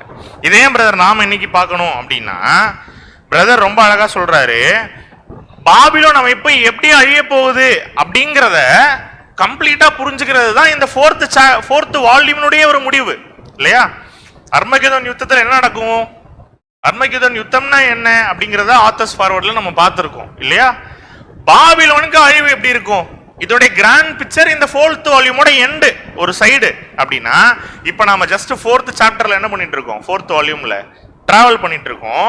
ஸோ இப்போ நம்ம என்ன பார்க்க போறோம் அப்படின்னா, அதனுடைய ஸ்டெப்ஸ் என்ன, எப்படி அழிய போகுது, எப்படி பாபிலோன் குற்றம் சாட்டப்படுது, என்னென்ன குற்றங்கள் பாபிலோன் பண்ணியிருக்கு அப்படிங்கிற விஷயம் தான் நம்ம என்ன பண்ண போறோம் அப்படின்னா பார்க்க போறோம். ஏன் கிளியரா இதை புரிஞ்சுக்கணும், ஏன் இதுக்கு விட்னஸ் தேவை அப்படின்னா 1260 வருஷங்கள் மட்டும் ஒட்டுமொத்த உலக ஜனங்களும் இந்த அமைப்புகள் என்ன பண்ணியிருக்காங்கன்னா நம்பியிருக்காங்க, ட்ரஸ்ட் பண்ணியிருக்காங்க இந்த அமைப்பு நல்லது செய்யும் அப்படின்னு. கண்டிப்பா இது நல்லது செய்யலைன்னு ஒரு டைம் ரியலைஸ் பண்ணும் போது தான் என்ன ஆகுது அப்படின்னா மக்கள் புரட்சி ஏற்படுது. இது தேவனுடைய ஒழுங்கு இல்லை அப்படின்னு தெரிஞ்சுக்கும் பொழுது ஜனங்கள் என்ன பண்ணிடுறாங்க, ஆட்டோமேட்டிக்கா வெளியில வந்து பிரியிறாங்க அப்படியே கொஞ்சம் கொஞ்சமா. இன்னைக்கு ஏன் இத்தனை சபைகள் இருக்கு? ஒரே கர்த்தர், ஒரே விசுவாசம் சொல்றோம் இல்லையா? நம்ம கூட மகா பரிசுத்தமான விசுவாசம்னு பேசிக்லாம் எடுப்போம். ஏன் இன்னைக்கு இத்தனை சபைகள் இருக்கு அப்படின்னா, நீ சரி நான் தப்பு. இப்ப நான் ஒரு ஃபெய்த்ல இருக்கேன், நான் திருத்துவ கொள்கையில இருக்கேன்னா கொள்கையில இல்லாதவங்க வெளியில வந்துருவாங்க இல்லையா? நான் திருத்துவ கொள்கையில தான் நான் வெளியில வந்துட்டேன், ஆனா நான் கிங்டம் பிலீஃப்ல இல்லைன்னா அப்ப அங்க ஒரு செப்பரேஷன் ஆயிடுது. இப்ப இங்கே நமக்கு தெரிஞ்ச இவ்வளவு செப்பரேஷன்ஸ் இருக்கும் பொழுது ஆதி கால அந்த திருச்சபையிலிருந்து எவ்வளவு செப்பரேஷன்ஸ் பார்த்திருப்பாங்கன்னு யோசிச்சு பாருங்க இடப்பட்ட டைம்ல. அப்ப என்ன கிளியரா புரிஞ்சுக்கலாம் அப்படின்னா, ஒரு காலத்துல இந்த ஜனங்கள்லாம் அக்செப்ட் பண்ணிட்டு இருந்தாங்க இந்த பாபிலோன் அமைப்புகள் உண்மையான தேவனுடைய பிரதிநிதிகள்னு நம்பிட்டு இருந்தாங்க இல்லையா? இப்ப இந்த கூண்டுல நிக்க வச்சு குற்றவாளி கூண்டுல நிப்பாட்டி இந்த பாபிலோனுக்கு தீர்ப்பு சொல்லும் பொழுது இந்த ஜனங்க கண் எதிர பார்த்து புரிஞ்சுப்பாங்க, ஓ இது உண்மை கிடையாது போல, இத்தனை நாள் நம்ம என்ன பண்ணிட்டோம், இதை சார்ந்தே இருந்துட்டோமே, டிராவல் பண்ணிட்டோமே, இது உண்மை இல்லைங்கிறத தேவன் நமக்கு அழகா வெளிப்படுத்தி காட்டுறாரே அப்படிங்கிறத அவங்க புரிஞ்சுப்பாங்க. அப்போ ஏன் இதை நம்ம பார்க்கணும் அப்படின்னா, என்னைக்கோ நடக்க போகுது பின்னாடி ஒரு நாள் கோர்ட்ல இந்த தேவனுடைய நியாய சங்கத்துல பாபிலோன் குற்றம் சாட்டப்பட்டு நிக்கப்படுது அப்படின்னு நம்ம பாக்குறோம் இல்லையா? இது என்னைக்கோ பின்னாடி நடக்கிற மாதிரி எழுதியிருந்தாலும் இன்னைக்கு நமக்கே தெரியுதா பாபிலோன் அமைப்பு ஒரு தவறான அமைப்பு நமக்கு தெரியுதா இல்லையா? 100 வருஷத்துக்கு முன்னாடி பிரதர் என்ன எழுதியிருக்காரு, ஒரு நாள் பின்னாடி இந்த மாதிரிலாம் நடக்கும் அப்படிங்கறத ஏன் எழுதுறாரு? அவருடைய டைம் லைன்லயே இந்த பாபிலோன் அமைப்புகளுடைய ஒரு அக்கிரமத்தை என்ன பண்றாரு அவர் ஆக்சுவலி லிட்டரலா பாக்குறாரு. பாக்குறவரை தேவன் அழகா பயன்படுத்துறாரு. இப்படி அராஜகம் பண்ணிட்டு இருக்கக்கூடிய இந்த ஒரு அமைப்பினுடைய அழிவு என்ன அப்படிங்கிறத தீர்க்க தரிசனமா நீங்க சொல்லுங்கன்னு அநேக வேதாகமத்தில் உள்ள தீர்க்க தரிசிகள் மூலமாக தீர்க்க தரிசனம் உரைத்த விஷயங்களை 7ஆம் தூதன் நமக்கு அழகாக என்ன பண்றாரு அப்படின்னா டீகோட் பண்ணி நமக்கு ஈஸியா புரிய வைக்கிறாரு அப்படின்னு சொல்லி கூட பாக்குறோம். அப்ப இந்த பாபிலோன் அமைப்புகளுடைய ஒரு முடிவு தான் ஒரு என் பிக்சர் அப்படின்னா, நடுவுல எப்படி இந்த பாபிலோன் அமைப்பு நியாயம் தீர்க்கப்படுது, நியாய சங்கத்துக்கு முன்னாடி எப்படி குற்றம் சாட்டப்பட்டு நிக்கிது இந்த பாபிலோன் அமைப்புகள் அப்படிங்கிறதுக்கு கண்டிப்பா சில ஆதார வசனங்கள் இருக்கணும் இல்லையா? பிரதர் 7th ஏஞ்சல் ரைட்டிங்ல எழுதியிருக்காரு, இதெல்லாம் நடக்கும்பா, இதெல்லாம் நடந்துட்டு இருக்கு, நான் கண்ணெதிர பாக்குறேன், நீங்க எல்லாம் பின்னாடி பாப்பீங்க அப்படின்னு பிரதர் எழுதுறாரு ரைட்டிங்ஸ்ல அப்படின்னா கண்டிப்பா அதுக்கு என்ன இருந்திருக்கணும், வசனம் வந்து அடிப்படையாக இருந்திருக்கணும் இல்லையா? அது எங்க இருக்கு அப்படின்னா சங்கீதம் 50ஆம் அதிகாரத்துல நான் சொல்லக்கூடிய ஒரு சில வசனங்கள்ல இருக்கு. உதாரணத்துக்கு ஆர்டர்ல வராது, பட் ஸ்லைட்ல போட்டிருக்க வசனங்களை நீங்க என்ன பண்ணிடலாம், ஆர்டர்ல கண்டினியூஸா படிச்சிடலாம். சங்கீதம் 50ஆம் அதிகாரம் 1ஆம் வசனம்ல இருந்து நம்ம என்ன பண்ணலாம்னா வாசிக்க கேட்கலாம். ஒவ்வொரு ஸ்லைடா மாத்த கண்டினியூஸா வாசிச்சிருங்க. மித்த சகோதரி வாசிக்கக்கூடிய அந்த வசனங்களுடைய கோர்வையை நீங்க என்ன பண்ணுங்க, கவனிங்க. வல்லமையுள்ள தேவனாகிய கர்த்தர் வசனித்து சூரியன் உதிக்கும் திசை தொடங்கி அது அஸ்தமிக்கும் திசை வரைக்கும் உள்ள பூமியை கூப்பிடுகிறார். 4ஆம் வசனம், அவர் தம்முடைய ஜனத்தை நியாயம் தீர்க்க உயர இருக்கும் வானங்களையும் பூமியையும் கூப்பிடுவார். 7ஆம் வசனம், என் ஜனமே கேள், நான் பேசுவேன், இஸ்ரவேலே உனக்கு விரோதமாய் சாட்சியிடுவேன், நானே தேவன் உன் தேவனாய் இருக்கிறேன். தேவன் துன்மார்க்கனை நோக்கி, நீ என் பிரமாணங்களை எடுத்துரைக்கவும் என் உடன்படிக்கையை உன் வாயினால் சொல்லவும் உனக்கு என்ன நியாயம் உண்டு? சிற்சியை நீ பகைத்து என் வார்த்தைகளை உனக்கு பின்னாக எரிந்து போடுகிறாய். நீ திருடனை காணும்போது அவனோடு ஒருமித்து போகிறாய், விபச்சாரரோடும் உனக்கு பங்குண்டு. உன் வாயை பொல்லாப்புக்கு திறக்கிறாய், உன் நாவு சற்பனையை அதாவது வஞ்சனையை பிணைக்கிறது. நீ உட்கார்ந்து உன் சகோதரனுக்கு விரோதமாய் பேசி உன் தாயின் மகனுக்கு அவதூறு உண்டாக்குகிறாய். இவைகளை நீ செய்யும் போது நான் மௌனமாய் இருந்தேன், உன்னை போல் நானும் இருப்பேன் என்று நினைவு கொண்டாய். ஆனாலும் நான் உன்னை கடிந்து கொண்டு அவைகளை உன் கண்களுக்கு முன்பாக ஒவ்வொன்றாக நிறுத்துவேன். தேவனை மறக்கிறவர்களே, இதை சிந்தித்துக் கொள்ளுங்கள். இல்லாவிட்டால் நான் உங்களை பீறி போடுவேன். ஒருவரும் உங்களை விடுவிப்பதில்லை. இப்போ நம்ம பார்க்குறோம்ல ஒரு கோர்ட் சீனு. இந்த பாபிலோன் போய் மகா நியாய சங்கம் முன்னாடி, ஜட்ஜு முன்னாடி, த சீஃப் ஜட்ஜு முன்னாடி நிப்பாட்டி அந்த பாபிலோனுக்கு ஒரு அழிவு வருது இல்லையா? இந்த அழிவுக்கு அடிப்படையான வசனங்களே எதுனா சங்கீதம் 50 இருக்கக்கூடிய இப்போ நம்ம வாசித்த வசனம் 1, 2, 4, 7, 16 22 வசனங்கள் கோர்வையா. இப்போ அது ஏன் இந்த வசனங்கள் ஹேண்ட் பிக் பண்ணி கோர்வையா படிக்க சொல்றோம் அப்படின்னா, பிரதர் இதை தான் வால்யூம்ல என்ன பண்ணியிருக்காங்க, ரெஃபர் பண்ணியிருக்காங்க. இந்த வசனங்கள் படிக்கும் பொழுது நம்மளால என்ன பண்ண முடியுதுன்னா ஒரு தொடர்ச்சி என்ன பண்ண முடியுது, உணர முடியுது இல்லையா? ஸோ வசனம் இப்படி தான் ஸ்டார்ட் ஆகுது. வல்லமையுள்ள தேவனாகிய கர்த்தர் வசனித்து சூரியன் உதிக்கும் திசை தொடங்கி அது அஸ்தமிக்கும் திசை வரைக்கும் உள்ள பூமியை கூப்பிடுகிறார். அப்ப சூரியன் எப்போதுமே ஒரு சைடு ஸ்டார்ட் ஆகி இன்னொரு சைடு எண்ட் ஆகும் இல்லையா? அப்பனா அதுக்கு மிடில் இருக்கக்கூடிய எல்லா ஜனங்களையும் கூப்பிடுறாரு அப்படின்னா என்ன அர்த்தம் அப்படின்னா, இந்த கோர்ட் சீனுக்கு எல்லா ஆடியன்ஸையும் என்ன பண்றாரு தேவன் இன்வைட் பண்றாரு. அப்படின்னா இன்வைட் யாருக்கு போகுதுன்னா எல்லா உலக ஜனங்களும். இப்ப நான் ஒரு விஷயம் சொல்ல போறேன், அதை எல்லாரும் என்ன பண்ணுங்க, சூரியன் உதிக்கும் திசையிலிருந்து அது மறையும் திசை வரைக்கும் இருக்கக்கூடிய எல்லா ஜனங்களும் நீங்க என்ன பண்ணுங்க, நான் இப்போ சொல்றத நீங்க கேளுங்க அப்படிங்கிறத தேவன் ஃபர்ஸ்ட் கூப்பிடுறார் அந்த இடத்துல. இங்க அடுத்த 4ஆம் வசனம் வாசிக்கலாம். அவர் தம்முடைய ஜனத்தை நியாயம் தீர்க்க உயர இருக்கும் வானங்களையும் பூமியையும் கூப்பிடுவார். அடுத்த வசனம் என்ன பண்றாரா? அவர் தம்முடைய ஜனத்தை நியாயம் தீர்க்க உயர இருக்கும் வானங்களையும் பூமிகளையும் கூப்பிடுவார். இங்க ஜனத்தை அப்படின்னு வருது, யாரை குறிக்கலாம்? நல்லா யோசிச்சு பதில் சொல்லுங்க, யாரா இருக்கலாம்? பேக்ரவுண்ட் ஞாபகம் வரணும் திரும்பியும். இந்த சங்கீதம் 50 படிக்கும் பொழுது கோர்ட் சீனு, ஜட்ஜ் ஒருத்தர் இருக்காரு, பாபிலோன் தப்பு பண்ணிருக்காங்க, குற்றம் சாட்டப்பட்டு மகா நீதி நியாய சங்கம் முன்னாடி நின்றுட்டு இருக்காங்க. தேவன் ஜட்ஜ்மெண்ட் கொடுக்க போறாரு, அதுக்கு உலக ஜனங்கள் விட்னஸா இருக்க போறாங்க அப்படின்னு சொல்லிட்டோம். அப்படி சொன்னா அதுக்கு இந்த வசனங்கள் அடிப்படைனா இந்த 50 நாள்ல உள்ள தம்முடைய ஜனத்தை அப்படின்னு வரக்கூடிய இடத்துல இருக்கக்கூடிய இந்த ஜனம் சபையை குறிப்பது அல்ல. நல்ல கிளியரா புரிஞ்சுக்கணும். அப்ப யாரை குறிக்குது அப்படின்னா ப்ரொஃபஸ்டு பீப்புள் அப்படின்னு கமெண்ட்ரிஸ்ல எழுதியிருப்பார். அதாவது இந்த தம் ஜனங்களை அப்படின்னு சொல்லி இந்த இடத்துல வரக்கூடிய விஷயங்கள் யாரை குறிக்குது அப்படின்னா கிறிஸ்தண்டத்தை குறிக்கக்கூடிய ஒரு விஷயம். கிறிஸ்தவ ராஜ்யங்களும் அதுல இருக்கக்கூடிய ஜனங்களை குறிக்குது. அவங்களை கூப்பிட்டு என்ன பண்றாரு இந்த இடத்துல அட்ரஸ் பண்றாரு. யார?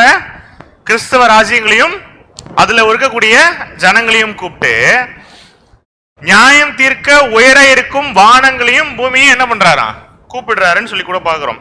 சோ உயர இருக்கும் வானங்கள் அப்படிங்கிறதுக்கெல்லாம் ஹையர் அத்தாரிட்டிஸ், மேலான அதிகாரங்கள், மேலும் கிறிஸ்துவின் ராஜ்யத்துல இருக்கக்கூடிய மேலும் மகிமையான பூமியின் ஜனங்கள் அப்படின்னு கூட என்ன பண்றாங்க ரைட்டிங்ஸ்ல நம்முடைய 7ஆம் தூதன் நமக்கு கொடுக்குறாங்க. அப்ப என்ன கிளியரா புரிஞ்சுக்கலாம் அப்படின்னா, என் ஜனமே நான் சொல்றது எல்லாத்தையும் நீ கேளு அப்படின்னு தேவன் நீங்க அட்ரஸ் பண்றது யாரே கிடையாது, சபையே கிடையாது. கிறிஸ்டன் அதை பார்த்து சொல்லிட்டு இருக்காரு, என் ஜனமே இப்ப நான் பேசுறத நீ என்ன பண்ணு கேள் அப்படின்னு சொல்றாரு. வாசிக்கலாம் 7ஆம் வசனம். என் ஜனமே கேள், நான் பேசுவேன். இஸ்ரவேலே, உனக்கு விரோதமாய் சாட்சியிடுவேன். நானே தேவன், உன் தேவனாய் இருக்கிறேன்.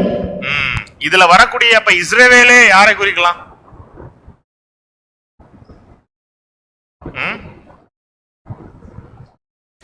பிரதர் என்ன எழுதுற ரைட்டிங்ல அப்படின்னா, இங்க வரக்கூடிய ஜனம் என்னவோ கிறிஸ்தண்டத்தை குறிக்குது. ஆனா இந்த இடத்துல வரக்கூடிய இஸ்ரேல் அப்படிங்கிற வார்த்தை யாரை குறிக்குது அப்படின்னா நாமினல் ஸ்பிரிச்சுவல் இஸ்ரேல் பீப்புளை குறிக்கக்கூடிய ஒரு விஷயமா இருக்கு. அதாவது பெயரளவினால் இருக்கக்கூடிய ஒரு கிறிஸ்தவ ஜனம் இருக்காங்க இல்லையா, அந்த ஒரு கூட்டத்தை அட்ரஸ் பண்ணக்கூடிய ஒரு விஷயமா பிரதர் எழுதுறாரு. சொல்லிட்டு தான் என்ன சொல்றாரு, உனக்கு விரோதமாய் சாட்சியிடுவேன், நானே தேவன் உன் தேவனாய் இருக்கிறேன். அப்ப என்ன பண்ணிட்டாருன்னா ஆடியன்ஸை கூப்பிட்டாரு. பூமியிலிருந்து இந்த எண்ட்ல இருந்து அந்த எண்ட்ல இருந்து இருக்கக்கூடிய ஜனங்களை கூப்பிடுறாரு. அட்ரஸ் பண்ணும்போது தன் ஜனங்களே, என் ஜனங்களே அப்படின்னு சொல்லும் பொழுது யாரை குறிக்கிறாரு அப்படின்னா கிறிஸ்டன்டம குறிக்கிறாரு.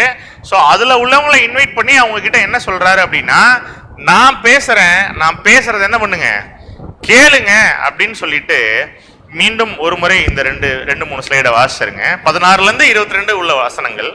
தேவன் துன்மார்க்கனை நோக்கி, நீ என் பிரமாணங்களை எடுத்துரைக்கவும் என் உடன்படிக்கையை உன் வாயினால் சொல்லவும் உனக்கு என்ன நியாயம் உண்டு? போதும். என்ன கேக்குறாராம்? பாபிலோனை கொண்டாந்து குற்றவாளி கூண்டுல நிப்பாட்டிட்டு என்ன கேள்வி கேட்கிறாரு அவங்க கிட்ட? தேவன் துன்மார்க்கனை நோக்கி, பாபிலோனுக்கு கொடுக்கக்கூடிய டைட்டில் என்ன?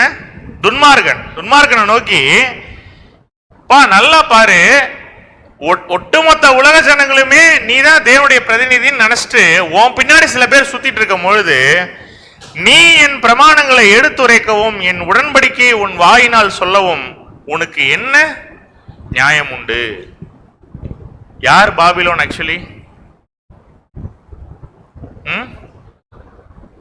யார் பாபிலோன் அமைப்புகள் சார்ந்தவங்க? யாரு ஆக்சுவலா?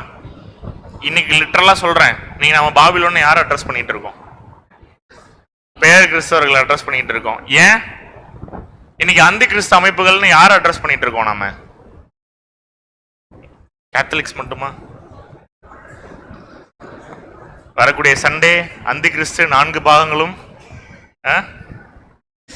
என்ன புரிஞ்சுக்கிறோம்னா, கிறிஸ்துவை சாராத, கிறிஸ்து கிட்ட கொண்டு போகாத, கிறிஸ்து சொன்ன விஷயங்களுக்கு அகைன்ஸ்டா இருக்கக்கூடிய எல்லா விஷயங்களுமே எப்படிதான் நம்ம வகையறுக்கிறோம் அப்படின்னா அந்த கிறிஸ்துக்கள் இல்லையா? அப்ப என்ன கிளியரா புரிஞ்சுக்கலாம் அப்படின்னா, ரொம்ப அழகா ஒரு கொஸ்டின் கேட்கிறாரு பாபிலோனை பார்த்து, என் பிரமாணங்களை எடுத்து உரைக்கவும் என் உடன்படிக்கையை உன் வாயினால் சொல்லவும் உனக்கு என்ன நியாயம் உண்டு அப்படின்னு கேட்கிறார். அப்ப ஒருவேளை பைபிள் ஸ்டூடெண்ட்ஸா இருக்கக்கூடிய நமக்கு அந்த அதிகாரமும் நியாயமும் உண்டா?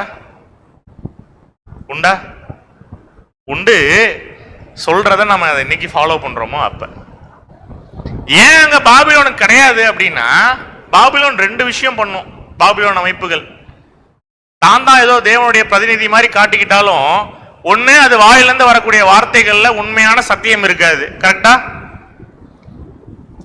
அப்படியே அதை மீறி சத்தியத்தை தன்னுடைய கருத்துக்களையும் சேர்த்து திணிச்சு வெளியில மக்கள் கிட்ட போதிச்சாலும் அந்த கருத்தையே அந்த அமைப்பு என்ன பண்ணாது? உண்மையா ஃபாலோவும் பண்ணாது. இன்னைக்கு யோசிச்சு பாருங்க, நாம எல்லாரும் ஒருவேளை தேவனுடைய பிள்ளைகள் அப்படின்னா, நம்மள ஒருவேளை தேவன் குற்றவாளி கூண்டுல வந்து நிப்பாட்டிட்டு, நீ சொல்லு, நீ வந்து எத்தனை கண்டினியூஸ் ஸ்டடி எடுத்திருப்ப, எத்தனை பேசிக் எடுத்திருப்ப, எத்தனை பிரெயின் பண்ணிருப்ப, நீ சொல்லு, நான் சொல்லி கொடுத்தது எல்லாத்தையும் நீ ஃபாலோ பண்ணியா அப்படின்னு கேட்டார்னா நம்முடைய பதில் என்னவா இருக்கும்? இருக்கிற இடனவோ அமைஞ்சுக்கிற எக்லிஷியா நாம சொல்றோம், பைபிள் ஸ்டூடெண்ட்ஸு, சென்னை எக்லிஷியா எல்லாம் ஓகே, கரெக்ட் தான், மாற்று கருத்து இல்லை. நாமெல்லாம் இந்த ஒரு உன்னதமான ஒரு ஓட்டத்தில் தேவனுடைய அழைப்பை பெற்றுக்கொண்டு கிரீடத்தை பெற்றுக்கொள்ளத்தக்கவர்களாக ஓடுறதுக்கு என்ன பண்ணிட்டு இருக்கோம்? எல்லாருமே இந்த ஒரு ஓட்டத்தில் டிராவல் பண்ணிட்டு இருக்கோம். ஆனா ஒருவேளை கேட்கிற சத்தியத்தின்படி நம்முடைய வாழ்க்கையை நம்ம நடப்பித்து காட்டல அப்படின்னா ஒருபோதும் தேவன் நம்மளை என்ன பண்ண மாட்டாரு? பாபிலோனை விட நம்மளை பெட்டரா ட்ரீட் பண்ணுவாரா அப்படின்னு கேட்டீங்கன்னா, அவருடைய பார்வைக்கு ஏதோ பாபிலோன் வந்து அசுத்தம் மாதிரியும் நாம எல்லாம் ஏதோ உன்னதம் மாதிரியும் நினைச்சிட்டு நாம வந்து இங்க சில நேரம் ஓடிட்டு இருக்கலாம். ஆனா ஒருவேளை நாம அந்த ஒரு ஓட்டத்தை ஒழுங்கா ஓடலனா நம்மளை பார்த்து என்ன கேள்வி கேட்பார்? என் பிரமாணங்களை எடுத்துரைக்கவும் என் உடன்படிக்கையை உன் வாயினால் சொல்லவும் உனக்கு என்ன நியாயம் உண்டு? யாராவது நம்ம சப்ஜெக்ட் பேசிட்டு இருக்கும்போது இந்த மாதிரி கேட்பாங்களா நம்ம கிட்ட? யாரை கேட்டு நீ தேவனுடைய வார்த்தைகள் இந்த மாதிரி சொல்லிட்டு இருக்க, நீயே ஒழுங்கில்லை அப்படின்னு யாராவது சொல்லுவாங்களா? மனசுக்குள்ள தோணுனாலும் யாரும் என்ன பண்றது இல்லை, சொல்ல மாட்டாங்க அந்த மாதிரி. ஆனா பாடம் எடுக்கக்கூடிய ஒவ்வொரு சகோதரர்களுக்கும் என்ன உறுத்தும் அப்படின்னா, ஐயோ ஆமா இவ்வளவு விஷயங்கள் தேவன் ரைட்டிங்ஸ்ல எழுதியிருக்காரு, படிக்கும் பொழுது நாம் இன்னும் எவ்வளவு அபூர்ணமா இருக்கோமே, அப்ப நம்மளை போல இன்னும் எத்தனை சகோதரர்கள் இந்த மாதிரி இருக்கலாம், அப்ப அவங்களுக்கெல்லாம் இதை எடிஃபிகேஷனா கொண்டு போய் சேர்க்கணும் அப்படிங்கிற ஒரு பயம் எப்படி சப்ஜெக்ட் ப்ரிப்பேர் பண்ண போது நமக்கு வருமோ, அது மாதிரி இந்த பாடங்கள் கேட்கும் பொழுது நமக்குள்ள தோணணும், ஜஸ்ட் ஞானஸ்நானம் எடுத்து வெளியரங்கமான உடன்படிக்கை செய்துட்டு உள்ள வந்துட்டதுனாலே நம்ம எல்லாருமே என்ன இல்லை, ரொம்ப பரிசுத்தவான்கள்லாம் கிடையாது. அப்ப அது எதுதான் அதை முடிவு பண்ணுது அப்படின்னா, நம்மத்திலும் உண்மையான சபையின் திருச்சபையின் பிள்ளைகள் இருக்காங்க இல்லையா? இருக்காங்களா இல்லையா? நான் கேட்கறது அமைஞ்சுக்கிறையில நம்ம கூடயே சேர்லயே இப்படியே பக்கத்துல உட்காந்துருக்காங்களான்னு நான் கேட்கல, நமக்கு தெரியாது யார் 1,44,000. ஆனா அது மாதிரியான ஓடக்கூடிய நபர்கள் எங்கதான் இருக்காங்க? நம்ம மத்தியில இருக்காங்க. அப்படிங்கும் பொழுது நாம சீர்தூக்கி பார்க்கணும், தேவனுடைய வார்த்தைகளையும் பிரமாணங்களையும் நாம எந்த அளவுக்கு கேர்ஃபுல்லா கை கொள்றோம் அப்படின்னு. அடுத்தது வாசிக்கலாம். சிற்றையை நீ பகைத்து என் வார்த்தைகளை உனக்கு பின்னாக எரிந்து போடுகிறாய். நீ திருடனை காணும்போது அவனோடு ஒருமித்து போகிறாய். விபச்சாரரோடும் உனக்கு பங்குண்டு. எல்லாம் சொல்றாரு பாருங்க. சிற்றையை நீ பகைத்து என் வார்த்தைகளை உனக்கு பின்னாக எரிந்து போடுகிறாய். யார் பண்ணிட்டு இருக்கான் இதெல்லாம்? பாபிலோன் பண்ணிட்டு இருக்கு. அதுக்காக ஜட்ஜ்மெண்ட்டுக்கு தான் கூட்டு வந்திருக்கேன். பாபிலோன் பண்ண தப்ப ஜனங்கள் முன்னாடி என்ன பண்ணிட்டு இருக்காரு? சொல்லிட்டு இருக்காரு. ஒட்டுமொத்த ஜனங்களும் என்ன பண்ணிட்டு இருக்காங்க? விட்னஸ் பண்ணிட்டு இருக்காங்க. இப்ப யோசிச்சு பாருங்களேன். கிறிஸ்தவ நாடுகளும் தேசங்களும் அதனுடைய பெரும் பெரும் தலைவர்களும் இந்த பாபிலோன் அமைப்பை இன்னைக்கு எப்படி பார்த்துட்டு இருக்காங்க? இன்னைக்கு ஒரு முக்கியமான பதவி இருக்கணும் அப்படின்னா இந்த கிறிஸ்தவ நாடுகளுடைய செட்டப் எப்படிதான் இருக்கு? ஒரு சீஃப் பிஷப் இருப்பாரு, இல்ல ஒரு ஆர்க் பிஷப் இருப்பாரு. அவர்கிட்ட போய் என்ன பண்ணிட்டு இருப்பாங்க? நம்ம ஊர்ல நீங்க நடக்குது பார்த்துருக்கீங்களா? எலெக்ஷனுக்கு முன்னாடி என்ன பண்ணுவாங்க? பேர் என்னவோ இருக்கும் வேற ஏதோ மதத்துல, இவர் பார்த்தா வேற மதத்துல முட்டி போட்டு தவழ்ந்து போயிட்டு இருப்பாரு. என்னங்க அவர் பண்ணிட்டு இருக்காரு அப்படின்ட்டா என்ன பண்ணுவாங்க? அந்த ஜனங்களுடைய ஆதரவு என்ன பண்றாங்க? பெறாங்கன்னு. இது நம்ம ஊர்ல இப்ப நடக்கிறது. அங்க அந்த ஊர்ல இன்னும் கொஞ்சம் வித்தியாசம். எப்படின்னா இதெல்லாம் சொல்லுவாங்க பகிரங்கமா, உங்களுக்கு நாங்க நல்லது பண்றேன் எல்லாம் சொல்லிட்டு பதவிக்கு வந்த பிற்பாடு போய் தன்னுடைய அந்த பதவியை பெற்றுக்கொண்டதுக்கு ஒரு ஒரு ஒரு லவ், அதே நேரத்தில் ஒரு மரியாதை நிமித்தமா போய் என்ன பண்ணுவாங்க? போய் பார்த்து அவன் கைக்கு காலுக்கெல்லாம் ஒரு முத்தம் கொடுத்துட்டு அவங்க கிட்ட ஆசீர்வாதம் வாங்கிட்டு நான் எங்களுக்குமே என்னைக்குமே உங்களுக்கு கீழ்ப்பட்டவன் அப்படிங்கிற மாதிரியான ஒரு தோற்றத்தை கொடுத்துட்டு வந்துட்டே இருப்பாங்க இல்லையா? அதான் சொல்றாரு, என் வார்த்தைகளையும் உனக்கு பின்னாக எரிந்து போடுகிறாய். சொல்றத புரிஞ்சுக்கிறதே கிடையாது. நீ திருடனை காணும் போது அவனோடு என்ன பண்றியா? ஒருமித்து போகிறாய்.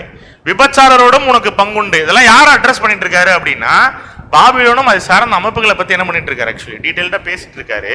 அதான் சொல்றாரு, உன் வாயை பொல்லாப்புக்கு திறக்கிறாய், உன் நாவு சற்பனையை பிணைக்கிறது. இதெல்லாம் பாபிலோன் அமைப்புகளை பார்த்து சொல்லக்கூடிய விஷயங்கள். நீ உட்கார்ந்து உன் சகோதரனுக்கு விரோதமாய் பேசி உன் தாயின் மகனுக்கு அவதூறு உண்டாக்குகிறாய். பாருங்க, இந்த மாதிரியான விஷயங்கள்லாம் காரியங்கள்லாம் நம்ம செய்யறோம் அப்படின்னா நாம சொல்றோம் லாக் அண்ட் 44 மாறுறதுக்காக நம்ம ஓடிட்டு இருக்கோம் அப்படின்னு. ஆனா இந்த விஷயங்கள் செய்யறவங்க தேவனுடைய பார்வையில அவர் என்னவா கேட்டகரைஸ் பண்ணி வைக்கிறாரு? பாபிலோனு. ஏன்னா ட்ரூத் புரியல, சத்தியம் தெரியல, சத்தியத்துடைய மகத்துவம் தெரியல. அப்ப யோசிச்சு பாருங்க நாம எந்த அளவுக்கு கேர்ஃபுல்லா இருக்கணும் அப்படின்னு. மேலும் வாசிக்கலாம்.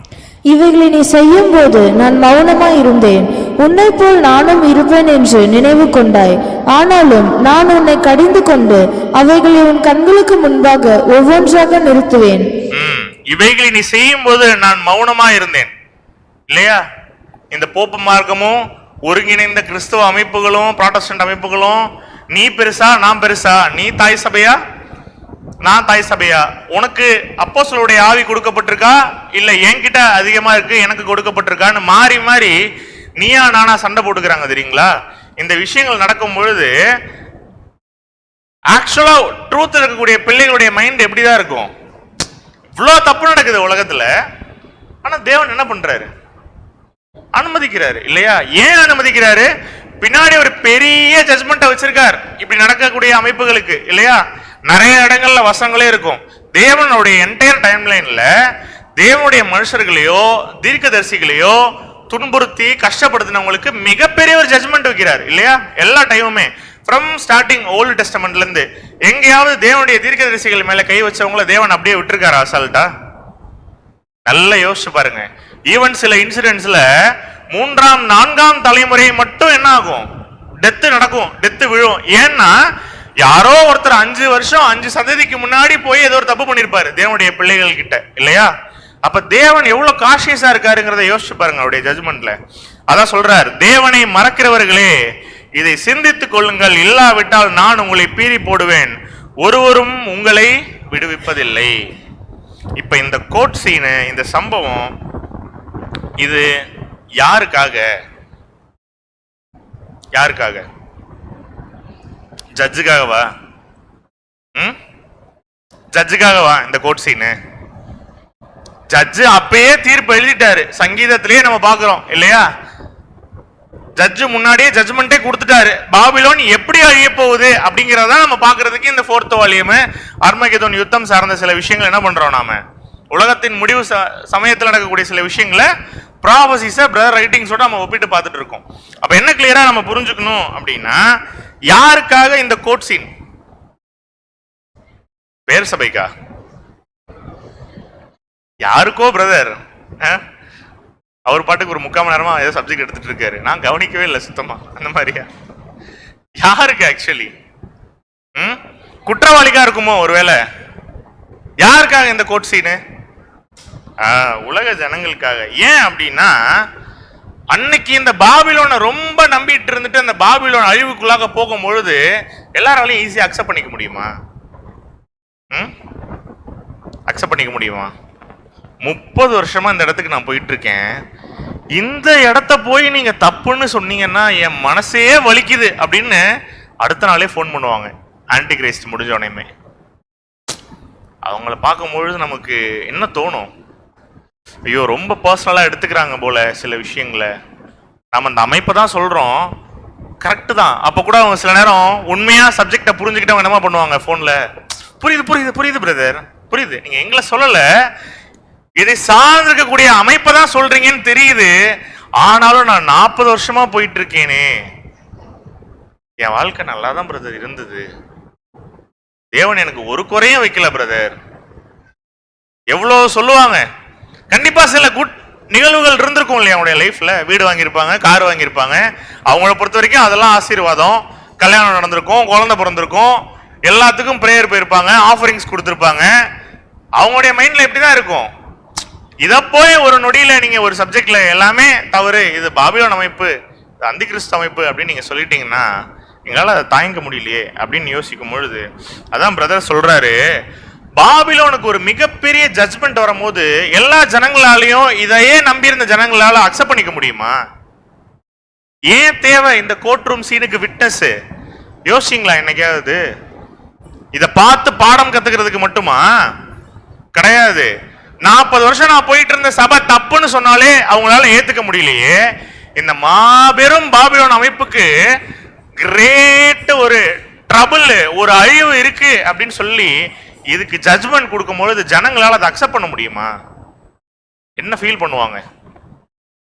என்ன ஃபீல் பண்ணுவாங்க? இன்னைக்கு நம்ம கிட்ட யாராவது வந்து பிதாவாகிய தேவன் ஒருத்தர் இல்லவே இல்லை அப்படின்னு சொல்லிட்டு நம்ம கிட்ட ஏதோ ஒரு விஷயங்களை ப்ரூவ் பண்ண ட்ரை பண்றாங்க. அப்படி ஒரு விஷயம் நடக்காது. அப்படி ஒரு வேளை ஏதோ ஒன்று சொல்லி நம்மளை கன்வின்ஸ் பண்றாங்கன்னா நம்ம மைண்ட் எப்படி இருக்கும்? சார் கான்சென்ட்ரேட் பண்ணோம், வால்யூம்ஸ் ரீப்ரிண்ட்ஸ்லாம் படித்தோம், அப்போ இதுதான் உண்மையான ட்ரூத் இல்லையா அப்படின்னு ஒரு மாயக்குள்ளே போயிட்டா எப்படி இருக்கும்? அவங்களுக்கு எப்படி தோணும்? யோசிச்சு பாருங்க. என்னடா அது ரோமன் கேத்தலிக்ஸ் தவறுங்கிறாங்க, சரி அதுதான் தவறு, அதுலேருந்து வெளியே வந்த ஒருங்கிணைந்த ப்ராட்டஸ்டன்ட் அமைப்புகள் சரியா அப்படின்னா அதுவும் தப்புங்கிறாங்க, இது சார்ந்து இருக்கக்கூடியவங்களும் தப்புங்கிறாங்க. சத்தியத்துக்கு புறம்பா புரட்டக்கூடிய எல்லா விஷயங்களை பேசக்கூடிய எல்லா இடமும் அந்தி கிறிஸ்து அமைப்புகள் அப்படின்னு சொல்லிட்டா ஜனங்களால அதை ஒரே நைட்டெல்லாம் என்ன பண்ண முடியாது, ஜீரணிக்க முடியாது. கிராஜுவலா படம் போட்டு காட்டுறாரு, இந்த குற்றவாளி கூண்டுல நிக்கக்கூடிய இந்த பாபிலோனுடைய அமைப்புகளை நீ நல்லா பாத்துக்கோ, இப்ப அது செஞ்ச எல்லா தப்பையும் நான் சொல்றேன் கேளு அப்படின்னு சொல்லும் பொழுது ஜட்ஜு ஒருவேளை ஒரு கொலை பண்ண ஒரு குற்றவாளியை பார்த்து நீ கொலை பண்ணிட்டியா அப்படின்னு கேட்டுட்டு அந்த குற்றவாளி ஆமா நான் கொலை பண்ணிட்டேன் அப்படின்னு ஒத்துக்கிறாரு அப்படின்னா நியூட்ரலா சில பேர் வந்து அவங்கள விடுங்க, இந்த கொலையாளியினுடைய சார்பாக குடும்பத்தார்கள் சில பேர் வந்து உட்கார்ந்து இருந்தாங்கன்னா அவங்களுடைய மென்டாலிட்டி எப்படி இருக்கும்? என் பையன் இந்த தப்பே பண்ணிருக்க மாட்டான், எங்க அப்பா அந்த தப்பே பண்ணிருக்க மாட்டாரு. இப்படி ஒரு சீன்ல வந்து ஒருத்தவங்க உட்கார்றாங்க, கோர்ட் சீன்ல அவங்க அக்செப்ட் பண்ணிக்கிறாங்கன்னு வச்சுக்கோங்க, ஆமா நான் தான் அந்த 5 கொலையும் பண்ணேன் அப்படின்னு ஒருத்தர் சொல்றாரு அப்படின்னா கீழே இருக்கவங்களுக்கு எப்படி இருக்கும்? இவரா பண்ணியிருக்காரு இவ்வளவு விஷயத்த, இவருக்காக நான் இவ்வளவு நேரம் சப்போர்ட் பண்ணிட்டு இருந்தேனே அப்படின்னு சொன்னா எப்படி இருக்கும்? அந்த ரியாக்ஷனு, அந்த ஒரு அதிருப்தி உடஞ்சு போயிருக்கும் இல்லையா? அந்த மாதிரி அன்னைக்கு ஜனங்களுக்கு இருக்கும். அதுக்கு கொடுக்கக்கூடிய ஜட்ஜ்மெண்ட் நியாயம்தான். இப்ப அந்த மதரோ, இப்ப உதாரணத்துக்கு ஒரு 20 வயசு ஒரு யங்ஸ்டர் ஒரு தவறு செஞ்சிடறாங்க, நீதிபதி கடுங்காவல் தண்டனை கொடுத்துட்றாரு, இல்லைன்னா மரண தண்டனை விதிச்சிடுறாரு, நீ செய்தது ஒரு மிகப்பெரிய ஒரு குற்றம்னு. அஸ் அ பேரண்டா அவனுடைய ஃபீல் எப்படி இருக்கும்? தான் பையன் நிரபராதி அப்படின்ற ஒரு கண்ணோட்டத்தில் எவ்வளோ ப்ரே பண்ணுவாங்க, எவ்வளோ அழுவாங்க. பட் அந்த பையனே அந்த குற்றத்தை ஒத்துக்கிட்டான் அப்படிங்கும் பொழுது இப்போ ஒரு தாயா அவங்க வாயிலிருந்து என்ன மாதிரியான சொற்கள் வரும்? மனசுக்குள்ள கஷ்டம் இருக்கும். ஆனால் சொசைட்டி முன்னாடி அதை எப்படி எக்ஸ்பிரஸ் பண்ணுவாங்க? இந்த மாதிரி தப்பு பண்ணா இந்த தண்டனை வாங்கினது சரிதான், இப்படி ஒரு பையன் எனக்கு என்ன பண்ண வேண்டாம், தேவையே இல்லை அப்படின்னு சில பேர் பேரண்ட்ஸ் எல்லாம் சொல்லி கேட்டிருக்கீங்க இல்லையா? அந்த மாதிரி. அப்ப ஏன் இதை ஜனங்கள் பார்க்கணும்னா, பாபிலோனுக்கு வரக்கூடிய ஜட்ஜ்மெண்ட்டை முதல்ல அவங்க புரிஞ்சுக்கணும். அவங்க அதை விட்னஸ் பண்றாங்க, எவ்வளோ தப்பு இந்த பாபிலோன் பண்ணியிருக்கு அப்படின்னு. பாபிலோன் அப்படி என்ன தப்பு பண்ணுச்சு? பாபிலோன் அமைப்புகள் அப்படி என்ன தப்பு பண்ணுச்சு? பாபிலோனின் நியாயத்தீர்ப்புன்னு பாடம் எடுத்திருக்கோம். அவளை விட்டு வெளியே வா வெளியே வா வெளியே வான்னு 4-5 வாரமா ஸ்லைடுகளை போட்டு போட்டு சொல்லியிருக்கோம். அது மட்டும் இல்லாம டீ கொடுக்கும் போது கூட அவளை விட்டு வெளியே வா, ஒரு பிஸ்கெட் கொடுக்கும் போது அவளை விட்டு வெளியே வா சொல்லியிருக்கோம். எவ்வளவோ பாடங்கள் எடுத்திருக்கோம். இப்ப கேள்வி என்ன அப்படின்னா, நான் கேட்ட கேள்வி என்ன மறந்துச்சா? என்ன சொல்லுங்க. ஏன்னா இப்ப ஜட்ஜ்மெண்ட் கொடுத்துட்டு இருக்காரு, கொடுக்கறத ஜனங்கள் பார்த்துட்டு சுதாரிச்சுக்கணும். ஓ, ரொம்ப பெரிய தப்பு பண்ணிருக்கு, நாம நம்பிட்டு இருந்த இந்த ஒரு ஆர்கனைசேஷன்ஸ் இவ்வளவு தப்பு பண்ணிருக்கு, இது தேவனோட பிரதிநிதி கிடையாது, தன்னை இத்தனை நாள் பரிசுத்தம்னு சொல்லிட்டு இருந்த இந்த அமைப்புகள் பரிசுத்தமானவைகள் அல்ல அப்படின்னு தேவன் அந்த இடத்துல ஜட்ஜ்மெண்ட் கொடுக்கும் பொழுது இவங்களுடைய மனசு ரொம்ப கஷ்டப்படும். அப்படி கஷ்டப்படுத்துற அளவுக்கு இந்த பாபிலோன் அமைப்புகள் என்னென்ன தப்பு பண்ணிருக்கு. கரெக்ட், இப்பதான் பாயிண்ட்டுக்கு வரீங்க. பிரதர் அட்ரஸ் பண்றார் அந்த விஷயங்கள் எல்லாத்தையுமே. என்ன அப்படின்னா, சொன்னார்ல வசனத்துல, சங்கீதத்துல, என் வசனத்தையும் என்னுடைய வார்த்தைகளையும் பேசுறதுக்கு உனக்கு என்ன தகுதி இருக்கு அப்படின்னு கேட்டார் இல்லையா? அதான் நம்ம பாக்குறோம். சோ என்ன மாதிரியான தவறுகள் அப்படின்னா, தான் பரிசுத்தத்தின் பிரதிநிதி அப்படின்றது போல ஒரு பிம்பத்துல நடக்கக்கூடிய இன்னைக்கு இந்த பாபிலோன் அமைப்புகள் எப்படி இருக்கும்? இந்த பாபிலோன் அமைப்புகள் நம்மளை விட நம்ம இந்த செட்டப் பொறுத்த வரைக்கும் பார்க்கும்பொழுது அப்படியே அழகா ஃபோக்கஸ் லைட் வச்சு, புகையெல்லாம் போட்டு, ஒரு கிட்டாரு, ட்ரம்ஸ் கிட்டு எல்லாம் வச்சு, ஏசி இங்கிட்ட இருந்து ஒரு 10 ஏசி, அங்கிட்ட இருந்து ஒரு 10 ஏசி, அழகா கார் பார்க்கிங்கு, கயிறு எல்லாமே இருக்கும், ப்ராசஸ்டா இருக்கும். அப்படி உள்ள போகும் போது வேற மதத்துல இருந்து எவனாவது வந்திருந்தாலும் என்ன சொல்லுவான்? இதுதான் சர்ச்சா, இப்படிதான் இருக்குமா? இவ்வளவு சூப்பரா பாட்டு பாடுவாங்களா? இவ்வளவு நல்லா இருக்குமா? ஒரு 10 பாட்டு கேட்டு இருப்பாங்க. கேட்டுட்டு என்ன பண்ணுவாங்க? சில நேரம் பெயர் கிறிஸ்தவர்களே அடுத்த வாரமும் சர்ச்சுக்கு வரலான்னு எனக்கு தோணுது. அதாவது மற்ற ஜனங்களே, மற்ற மதத்தில் உள்ள ஜனங்களே இல்லையா, இன்னைக்கு அப்படி வசீகரிக்கிற மாதிரி இருக்கு இல்லையா? அப்படிலாம் இங்க எதிர்பார்க்காதீங்க. அந்த மாதிரி 5 ஏசி, 10 ட்ரம்ஸு, கிட்டாரு அதெல்லாம் என்ன ஆகாது, இங்க இருக்காது. ஆனா நம்ம கேஷுவலா நம்ம சொல்றோம். ஆனா இந்த பெயர் கிறிஸ்தவ மண்டலத்தில் இருக்கக்கூடிய இந்த பாபிலோன் அமைப்புகள்ல நடக்கக்கூடிய இந்த ஒரு ஆர்கனைசேஷனுடைய ஸ்ட்ரக்சர் பாருங்க எப்படி இருக்குன்னு. நம்ம பிரதர்ஸே பார்த்தாலும் என்ன சொல்லுவாங்க? சரி, எவ்வளவு சூப்பரா இருக்குல்ல, அழகா இருக்குல்ல, பார்க்க அழகா இருக்கு, ஆனா உள்ள ட்ரூத் இருக்கான்னு கேட்டா உள்ள ட்ரூத் இல்ல. அதை போய் உட்கார்ந்து உண்மையா பைபிளை படிக்கிறவங்களுக்கு தான் என்ன ஆகும்? இது அழகு சூப்பரா இருக்கு, ஆனா இது பெரிய ஆபத்து, இதுல ஒன்றும் இல்ல, இது வெறும் பதறு, இது கோதுமை இல்ல, இங்க கோதுமை மணி வளராது அப்படிங்கறத என்ன பண்ணிக்கலாம், கிளியரா புரிஞ்சுக்கலாம். அப்ப நிறைய தவறுகள் செஞ்சிருக்கு இந்த பாபிலோன் அமைப்புகள். அது எல்லாத்தையும் என்ன பண்ணலாம்? நாம தேவனுக்கு சித்தம் இருந்தால் வரக்கூடிய வாரம் பார்க்கலாம். இந்த கோர்ட்ல தேவன் என்ன பண்றாரு? பாபிலோன் அமைப்புகள் செய்த ஒவ்வொரு குற்றத்தையும் வெளியே கொண்டு வந்து சொல்லும் பொழுது, உதாரணத்துக்கு என்ன சொல்லியிருப்பாரு? சாம்பிளுக்கு திருத்துவம் எங்கப்பா பைபிள்ல போட்டிருக்கு? இந்த அமைப்புகள் நீங்க எல்லாம் சேர்ந்து ஃபாலோ பண்றீங்களே, சொல்லுங்க அப்படின்னு கேட்கும் பொழுது, இப்ப குற்றவாளி கூண்டுல இருக்கக்கூடிய இந்த ஒரு பாபிலோன் அமைப்புகள் என்ன சொல்லும்? தேவன்ட்டே சண்டை போடுமா? பிதா, குமாரன், பரிசுத்த ஆவி ஆனவர் அப்படின்னு சொல்லுமா? அதெல்லாம் அங்க சொல்ல முடியாது. அப்பா தான் பையன், பையன் தான் அப்பான்னு அப்பாட்டே சொல்லிட்டு இருக்குமா பாபிலோன் அமைப்புகள்? தொலைச்சிருவார் இல்லையா? ஜட்ஜ்மெண்ட் அங்க மிகப்பெரிய ஒரு ஜட்ஜ்மெண்ட். அப்ப கிளியரா புரிஞ்சுக்கலாம். அன்எக்ஸ்பெக்டடா இவங்க பார்த்துட்டு இருப்பாங்க, தப்பே செய்யல, இவங்களை போய் குற்றவாளி கூண்டில் ஏத்திருக்காங்களே அப்படின்னு சொல்லி பார்க்கும் பொழுது மாறி மாறி தான் செஞ்ச குற்றத்தை இவங்க செஞ்ச குற்றத்தை தேவன் ப்ரூவ் பண்ணும் போது கண்டிப்பா இவங்க ஒரு கடினமான ஒரு மனநிலைக்குள்ள போவாங்க.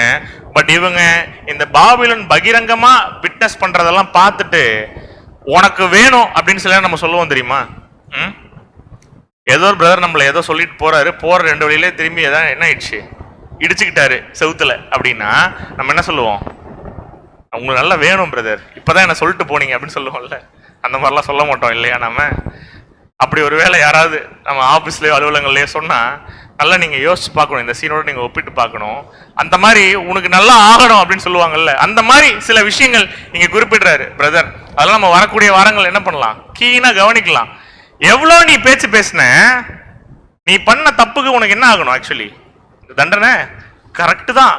இப்ப இதுக்காக சப்போர்ட் பண்ணி வந்து நின்னவங்க இப்ப யோசிச்சு பாருங்களேன், இவரு தான் தீவிரவாதி அப்படின்னு சொல்லிட்டு இவர் ஃபேமிலி அப்படின்னு பக்கத்தில் நின்னா எப்படி இருக்கும்? இவர் தாங்க தீவிரவாதி, இவர் தான் இவ்வளோ நேரம் தீவிரவாதம் பண்ணிட்டு இருந்தது இந்த நாட்டில், இவரோட ஃபேமிலி தான் அப்படின்னு சொன்னா ரொம்ப பெருமையா நிற்பாங்களா? எப்படி பார்ப்பாங்க? ரொம்ப ஷேமா இருக்கும் இல்லையா? அது போலதான். ஏன் அவளை விட்டு வெளியே வா, ஏன் வெளியே வரணும்? சத்தியம் இல்ல, உண்மையான ட்ரூத் இல்ல, தப்பு தான் நடக்குது, மாயமாலங்கள் தான் நடக்குது, கிளர்ஜிலைட்டி தான் இருக்கு உள்ளர. இவ்வளோ நம்ம சொல்லும் பொழுது வரல அப்படிங்கும் பொழுது தேவன் அவங்களுக்கு ஒரு டைம் பீரியட் வச்சிருக்காரு ஆக்சுவலி. அப்ப அவங்களால சொல்ல முடியுமா, ஐயோ இல்ல 40 வருஷமா நான் போயிட்டு இருந்த இடம் ரொம்ப நல்ல இடம், தேவன்கிட்ட சண்டை போட முடியுமா? தேவனே தேவனே இதை போய் பாபிலோன் அமைப்புன்னு சொல்றாங்களே தேவனே அப்படின்னு அழகா லிஸ்ட் அவுட் பண்ணி சொல்லுவார். பாத்துக்கப்பா, நீ இத்தனை நாள் பார்த்துட்டு இருந்தல இந்த அமைப்புகளுடைய தவறான போதனைகள் எப்படி இருந்திருக்கு இல்லையா? மெயினா என்ன சொல்லுவார் அப்படின்னா, குழப்பத்தோட ஜனங்கள் பார்த்துட்டு இருப்பாங்க. என்ன பார்த்துட்டு இருப்பாங்க? நீ நல்லவன் நம்பினியே, அவன் என்னெல்லாம் தப்பு பண்ணிருக்கான் பாரு அப்படின்னு கோர்ட்ல சொன்னா எப்படி இருக்கும்? ஆமா நல்லவன் நம்பினேன், நான் இவ்வளவு தப்பு பண்ணிருக்கான் அவன் அப்படி ரியலைஸ் பண்ண எப்படி இருக்கும்? அந்த மாதிரி ஓ இதுதான் பாபிலோன் அமைப்பா, இவ்வளோ தவறுகளுக்குள்ளதான் நம்ம இருந்திருக்கோமா? தேவன் இப்ப இதுக்கு மிகப்பெரிய ஒரு அழிவை கொடுக்க போறாரா, ஒரு ஜட்ஜ்மெண்ட்டை கொடுக்க போறாரா? கண்டிப்பா உண்மையான தேவன் கொடுக்குற ஜட்ஜ்மெண்ட் ஒரு கரெக்டான ஜட்ஜ்மெண்டா தான் இருக்கணுங்கிறத அந்த ஜனங்க மனசார நம்பணும். இன்னைக்கு நம்ம சொன்னா அவங்களால நம்ம ஜீரணிக்க முடியுதா? நீங்க போயிட்டு இருக்க இடம் பாபிலோன் அமைப்புகள்னு சொன்னா மனசு வழுக்குது அவங்களுக்கு. ஆனா ஒரு பாயிண்ட் ஆஃப் டைம்ல அவங்களே என்ன பண்ணிப்பாங்க, உலக ஜனங்களே எல்லாருமே, கிறிஸ்தவ நாடுகளும் கிறிஸ்தவ ஜனங்களும், இந்த என்டையர் கிறிஸ்டன்டம் என்ன பண்ணும், இதை பார்த்து அக்செப்ட் பண்ணிக்கோ, ஓ ஆமா கரெக்ட், இதுல நம்ம எந்த பங்கும் வைக்க கூடாது, இத்தனை நாள் நிறைய சேர்ந்துட்டோம், இதோட ஒட்டி உறவாடிட்டோம், நாம் இது கூட சேரக்கூடாது அப்படின்னு. இன்னைக்கும் அதுல இருந்து பிரிந்து வந்த நம்ம எத்தனை பேர் அதோட அசோசியேட் ஆயிருக்கோம்? பாபிலோன் அமைப்புகளோட, உலகத்தோட யோசிச்சு பாருங்க பிரதர். அந்த சர்ச்சுக்கெல்லாம் நான் போறதில்லை பிரதர், அஃப்கோர்ஸ் அந்த சர்ச்சுக்குள்ளெல்லாம் நம்ம போய் உட்கார்ந்து என்ன பண்றது இல்லை, அதெல்லாம் கேட்கறது இல்லை. ஆனால் தேவன் உண்மையான சத்தியம்னா என்னன்னு சொல்லி கையை பிடிச்சு கூட்டிட்டு வந்து நம்மளை உட்கார வச்சதுக்கு அப்புறம் அங்க நடக்கிற மாதிரி நாமளும் நடந்துட்டு இருக்கோம் அப்படின்னா இடம் மாறி இருக்கலாம். தேவனுடைய பார்வையில் நாம் குற்றவாளியின் கூண்டிலே ஏத்திட்டு ப்ரூவ் ஆயிடுச்சுன்னா ஜட்ஜ்மெண்ட் என்ன, நிச்சயமா கன்ஃபார்ம். தயவு தாட்சணை இருக்குமா? பரோல் எதுவும் கேட்டு வாங்க முடியுமா? இன்னொரு 1 வாரம் டைம் எடுத்து நான் வந்துக்கிறேன், வாய்தா எதுவும் போட முடியுமா இந்த கோர்ட்ல? அடுத்த ஹியரிங்ல கணம் நீதிபதி அவர்களே நான் அடுத்த ஹியரிங்ல வந்து பாக்குறேன் சொல்ல முடியுமா? என்ன பண்ண அப்படியே போயிடு அப்படின்னு விட்டுருவாரு இல்லையா? இப்ப யோசிச்சு பார்க்கணும் பிரதர். ஒரு மீனிங்ஃபுல்லான ஒரு டைட்டில் வச்சிருக்காரு இந்த ஒரு சாப்டருக்கு இல்லையா? நம்ம பார்க்குறோம். ஸோ என்ன நம்ம கிளியரா புரிஞ்சுக்கலாம் அப்படின்னா, இதுதான் மகா நீதிமன்றம் முன் பாபிலோன் குற்றம் சாட்டப்படுதல். இந்த டைட்டில் யாராவது அடுத்த வாரம் மறந்து வருவீங்களா? அடுத்த வாரம் கேள்வியே இதுதான். ஒருவேளை டைட்டில் மறந்துட்டு வந்தீங்கன்னா ஃபர்ஸ்ட்ல இருந்து என்ன ஆகும், ஏன் பிரதர் இந்த டைட்டில் வச்சாரு அப்படின்னு ஆரம்பிச்சு திரும்பியும் ஃபர்ஸ்ட்ல இருந்து ஆரம்பிக்கிற மாதிரி இருக்கும். படிச்சுட்டு வாங்க, நிறைய ஸ்டாட்டிஸ்டிக்ஸ் இருக்கும். நான் சொன்ன மாதிரி இனி அடுத்து வரக்கூடிய 3 சாப்டர் நிறைய நம்பர்ஸ் இருக்கும். குழம்பிக்க வேணாம், கான்செப்டை புரிஞ்சுக்கிட்டு நம்ம என்ன பண்ணலாம், ரிலேட் பண்ணலாம். ஏன் எங்கேயோ நடக்கக்கூடிய ஒரு விஷயத்தை தேவன் இன்னைக்கு நமக்கு சொல்லணும் அப்படின்னா, பின்னாடி இது நீதிமன்றத்துல ஒரு தேவனுடைய நியாய சங்கத்துல இந்த பாபிலோன் மாட்ட போகுது. இது எப்படி மாட்ட போகுது, என்னெல்லாம் தப்பு பண்ணிட்டு இருக்குங்கிறத இன்னைக்கு நம்ம கண் கூட பார்க்கலாம். பிரதர் ஒரு 100 இயர்ஸ் முன்னாடி எழுதியிருக்காரு. தேவன் எது மட்டும் நமக்கு பரிசுத்தாவினுடைய வெளிச்சத்தை கொடுத்து நம்ம பலனை கொடுத்து நமக்கு இதை புரிஞ்சுக்கிறதுக்கு ஒரு சக்தியை கொடுக்குறாங்களோ அது மட்டும் என்ன பண்ணலாம், நம்ம புரிஞ்சுக்கலாம். பொறுமையாக கேட்ட நம் அனைவரையும் தேவன் தாமே ஆசீர்வதித்து எடுத்துவாராக. ஆமென்.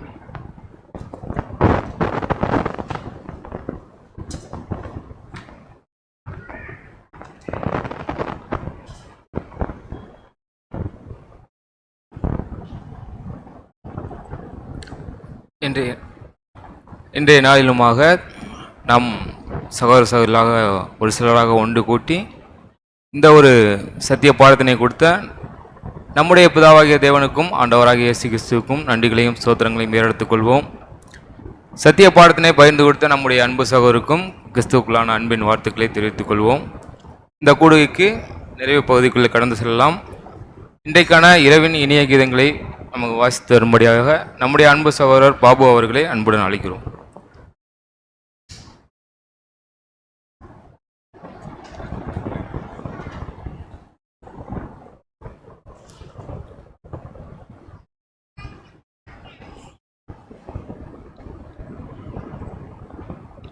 இரவின் இனிய கீதங்கள். மே 8ஆம் தேதி. அவர் எழுந்து காற்றை அதட்டி கடலை பார்த்து, இறையாதே, அமைதலாயிரே என்றார். அப்பொழுது காற்று நின்று போய் மிகுந்த அமைதலுடன் உண்டாயிற்று. மார்க் 4ஆம் அதிகாரம் 39ஆம் வசனம். தம்முடைய சிறுமந்தையே, தெரிந்து கொள்ளப்பட்டவர்களுக்கு சில நேரங்களில் புயல் வீசத்தக்கதான காரியங்கள் நேரிடலாம். சில நேரங்களில் முழு வாழ்க்கையுமே புயலாக மாறலாம். அப்போது அப்போஸ்தலனுடைய வார்த்தையை நினைத்து கொள்ள வேண்டும். சோதனை புயல்கள் வராதவர்கள் தேவனுடைய புத்திரராக எண்ணப்படுகிறதில்லை. தேவபுத்திரருக்கே இப்படிப்பட்ட காரியங்கள் அனுமதிக்கப்படுகிறது. நீங்கள் சிட்சையை சகிக்கிறவர்களாயிருந்தால் தேவன் உங்களை புத்திரராக எண்ணி நடத்துகிறார். தகப்பன் சிட்சையாத புத்திரனுண்டோ? எல்லோருக்கும் கிடைக்கும் சிட்சை உங்களுக்கு கிடையாதிருந்தால் நீங்கள் புத்திரராயிராமல் வேசி பிள்ளைகளாய் இருப்பீர்களே. நாம் தேவனுடைய புத்திரராக இருந்தால் இந்த சோதனையையும் பரீட்சையும் அவசியமே. அப்பொழுது தான் ஒளியில் உள்ள பரிசுத்தவான்களுடைய சுதந்திரத்தில் பங்கடைய முடியும். இந்த சோதனைகளையெல்லாம் தேவனுக்கு சமீபமாக கொண்டு செல்வது நமக்கு தெய்வீக பாதுகாப்பும் பராமரிப்பும் தேவை என்பதை உணர்வதற்கே இந்த புயலிலிருந்தும் நமக்கு ஒரு மகத்தான ஆசீர்வாதம் காத்திருக்கிறது. ஆமாம்.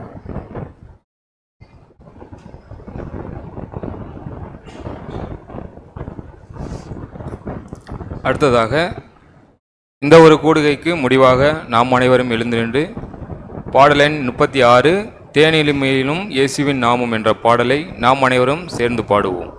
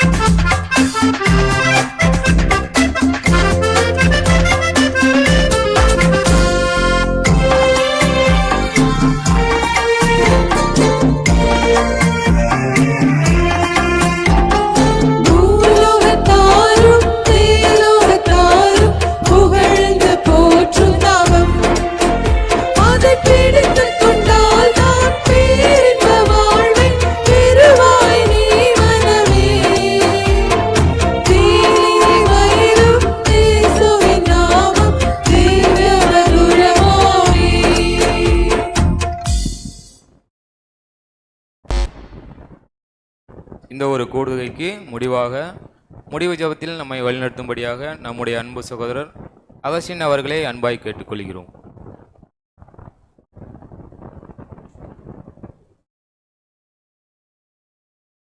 நாம் ஜெபம் செய்வோம்.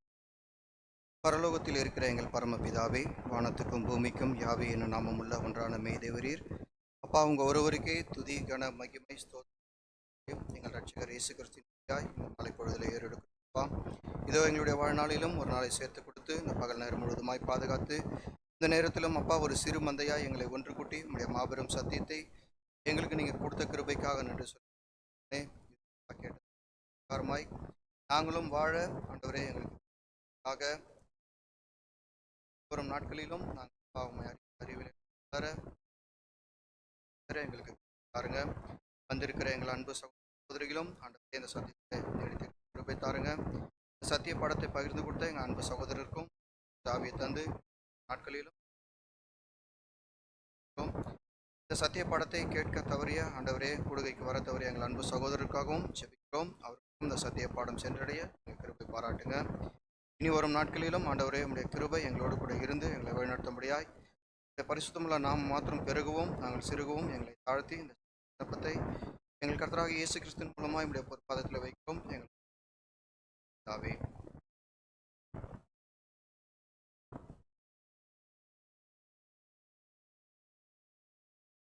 சபையார் அமரலாம்.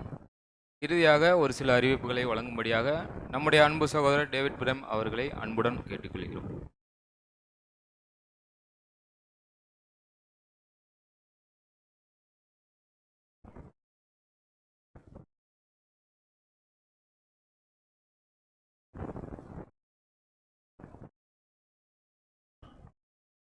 அன்பான சகோதர சகோதரிகளே, ஒரு சில அறிவிப்புகள்